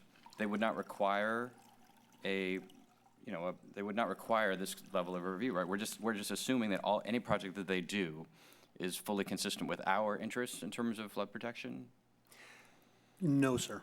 We're not assuming that. All we are doing is, with that exemption, we are stating that the projects that they propose, because by way of their job and also by way of their expertise, they are already coordinating with the local entity as well as all of the various state and local and federal authorities in providing that project. We don't have any expectation that they would try and do something detrimental to us, and if they did, because of their coordination, we would be able to sit them down and say, hey, we have some real concerns about this.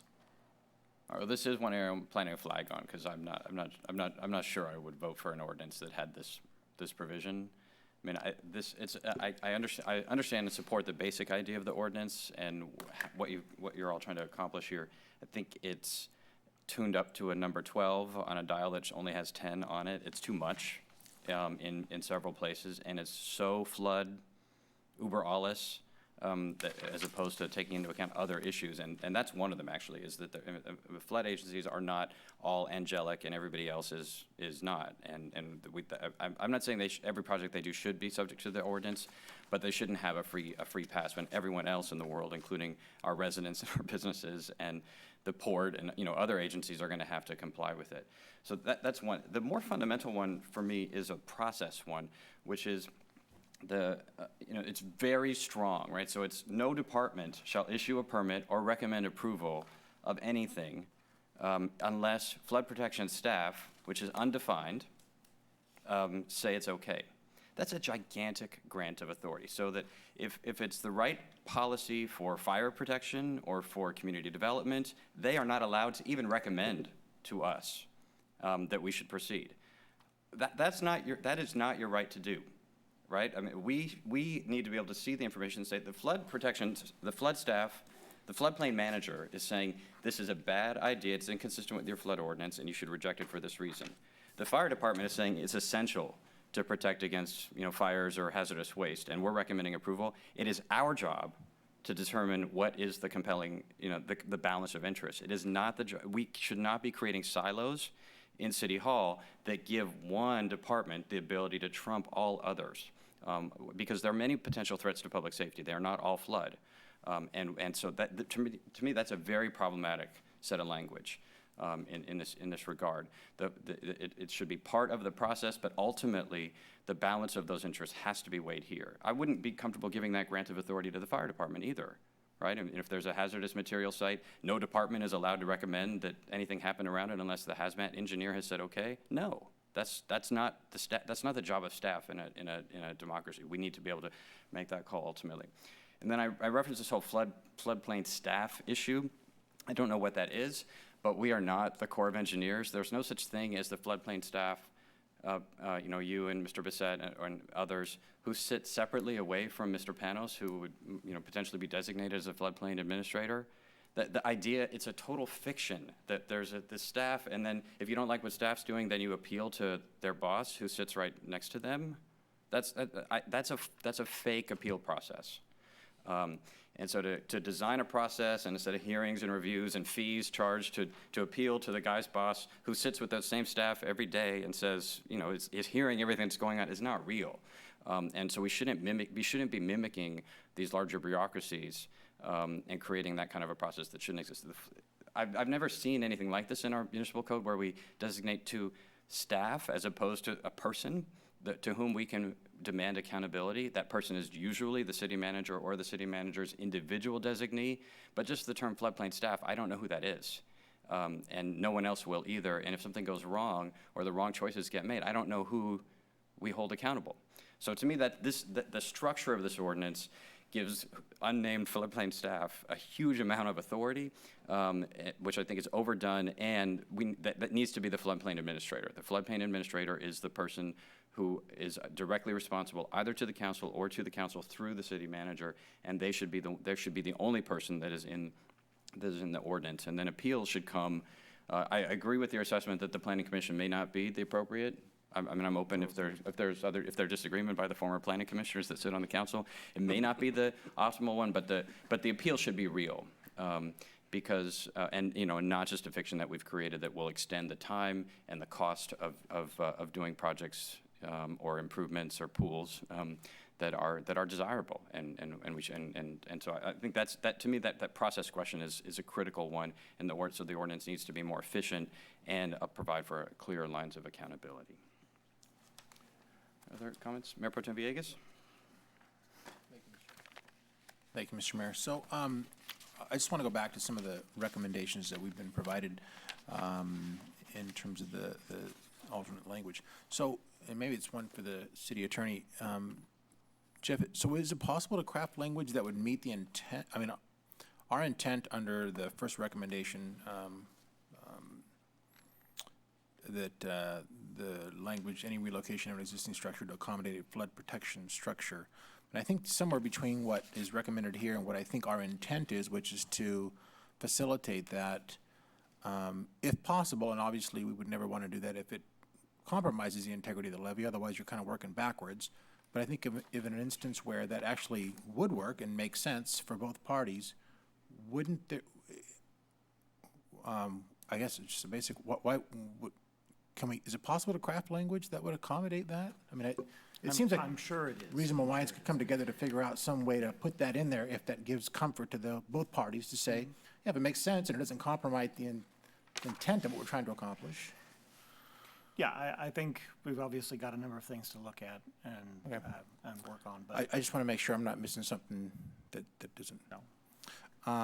The fair market value, I mean, that's always going to be an issue, and I certainly don't want to give the impression under any circumstances that we're trying to take advantage of, the economy that obviously isn't what it was 5 or 6 years ago, where the market value would have been quite different. So I don't know what the language needs to be to emphasize that that's absolutely not the intent here by any means. Circumstances are what they are. The economy is what it is. The timing is probably crappy for some, but I think we certainly want to make sure that that's not something we're trying to take advantage of.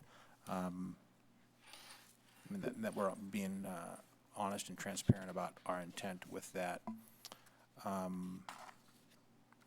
And then I guess I'm looking for some guidance about how to, on the third recommendation, the intent to prohibit development within the levee protection area.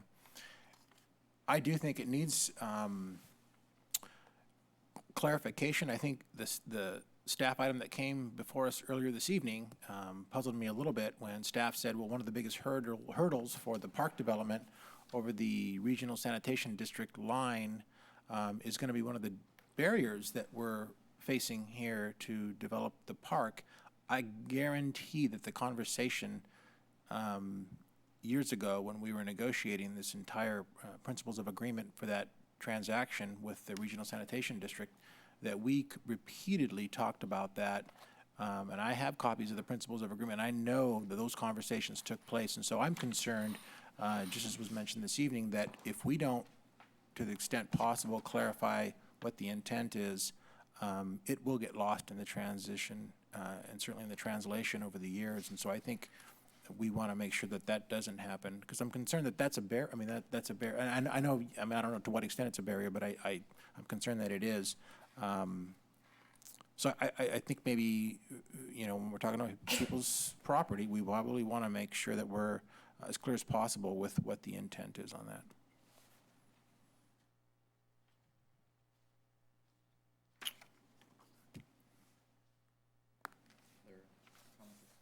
Other comments or questions? From Ledesma? Yeah, and this is, I understand this is a workshop, and so I'm thinking you're getting direction tonight, John and staff, but I'm kind of going back to the big crux of this is around the process, and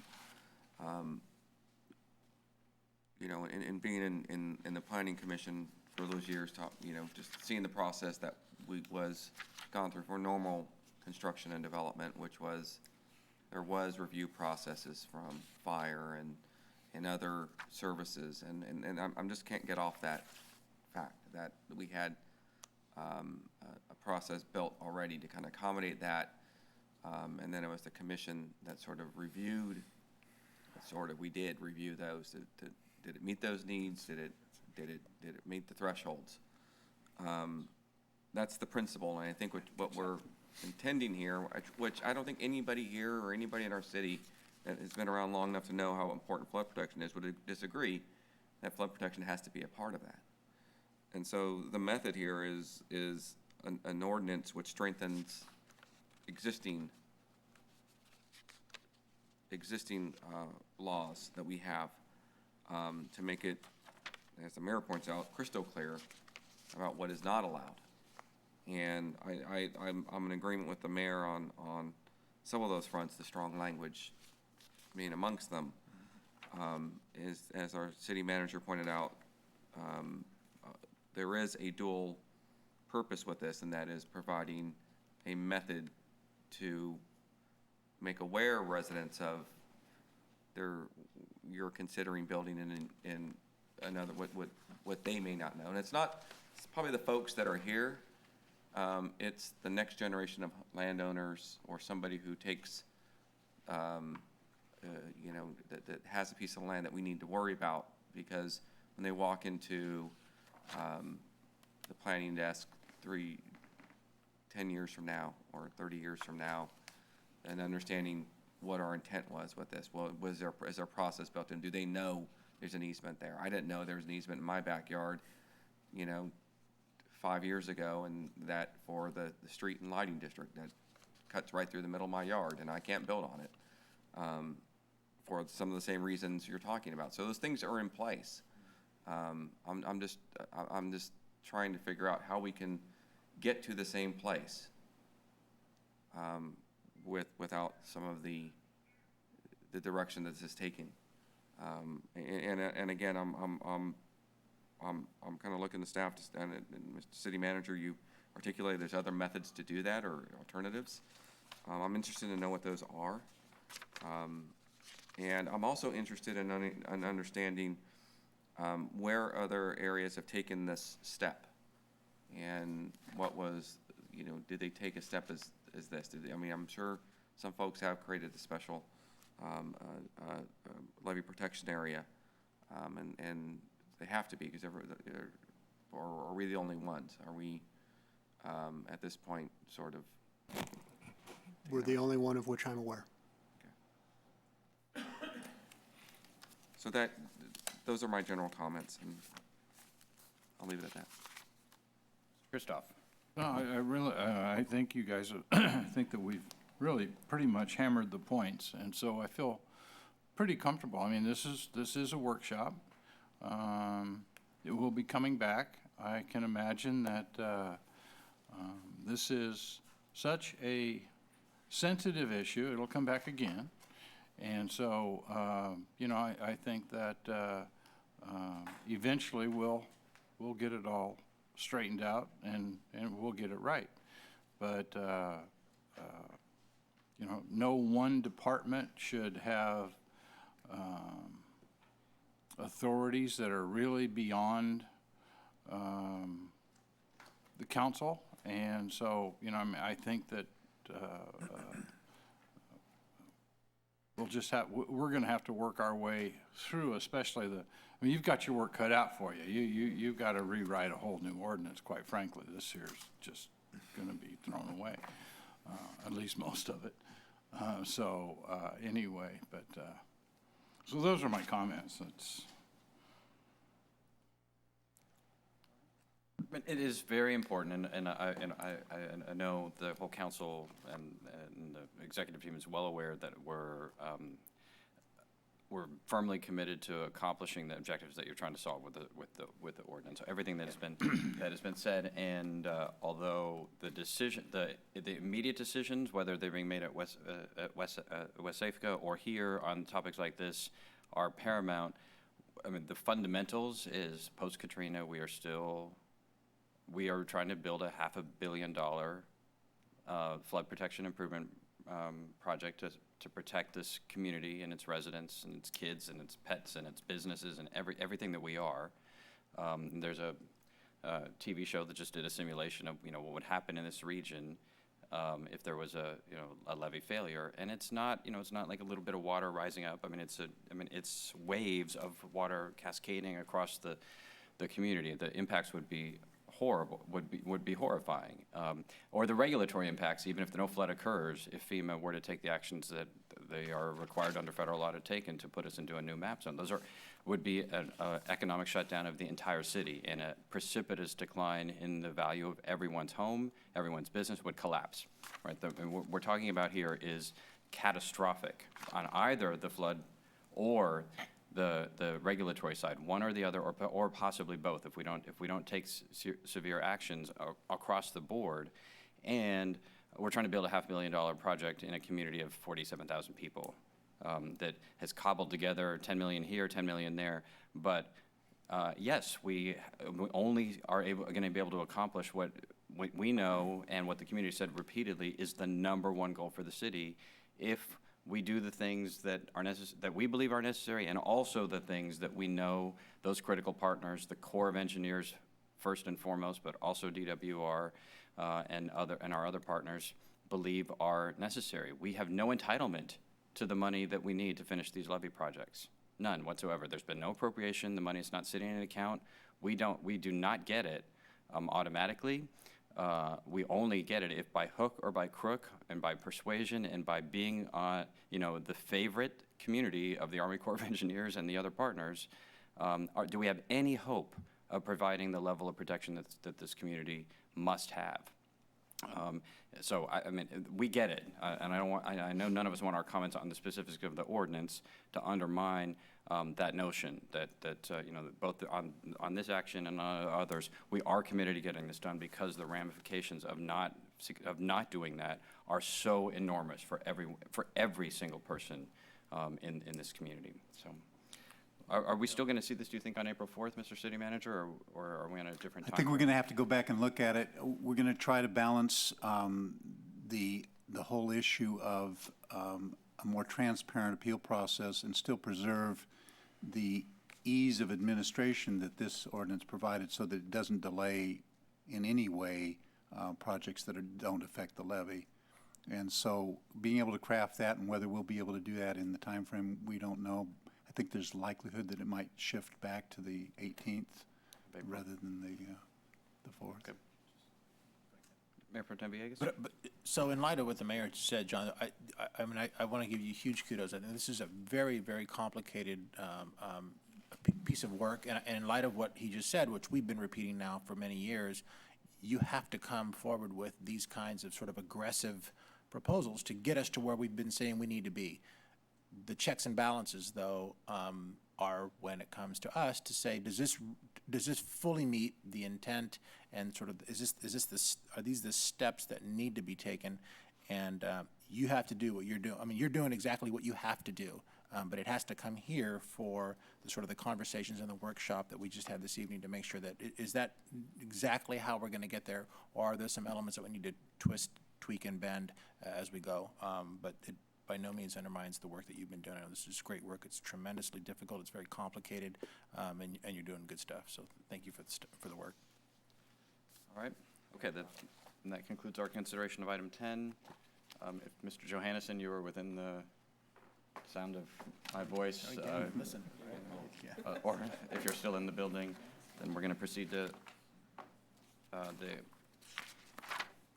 council calendar. Ms. Richardson? Mr. Mayor, this is our last meeting of the month, and I wanted to bring your attention that next Wednesday at 5:30 is the Police and Fire Awards Ceremony. And not on your calendar, on Friday, March 30th at 10 a.m., we're going to have the, along with the River Cats, we're going to have the ribbon cutting for the 5th Street access. And also not on your calendar, if you're interested in attending the county oversight, they're organizing orientation for all the oversight boards on Thursday, April 5th from 8:30 to 12:30 p.m., which will be in Woodland. No idea. The exact place is still to be determined. And also, April 11th is our annual State of the City event. What was your last one? Pardon? The last event you said, I'm sorry? April 11th is the State of the City. Got it, yeah. Any questions on the calendar? City Manager report? I just wanted to quickly bring the council up to speed on some activities that will be coming to you in connection with the successor agency role. We will come back on the 4th with a request for you to approve the ROPS that then must be reviewed by the Oversight Committee before being submitted to the state and to the county. And you'll also be asked to approve a budget for that successor agency. And so those will come back, and they'll be among a series of events that occur in April to prepare us to comply with the various rules and regulations for AB 26. Toby, will we be able to use agency funds to staff the budget? I mean, that budget for the Oversight Committee? Not precisely, but there are administrative funds that come to us. Administrative funds, right. And those will be available, and there is discussion about some aspects of the early development of the system that could use the existing tax increment. So we've just gotten briefed as recently as Thursday of last week on that question, and there's kind of been a reversal of people's opinion about what we can do. But there'll be money that will not come from our general fund. It will come from other sources that will support the successor agency. And I'm going to be appointing myself and Aaron Rivas as remember, there's a slot on the oversight board for employee of the prior agency. Prior agency, right. Which I think will complete the appointments at that Not stage. Val? So. Val is not eligible. Oh. Val was not a member of Stationary Engineers Local 39, and therefore it's not eligible. Okay, City Attorney report. Staff direction for members of the council. Just a question. Go ahead.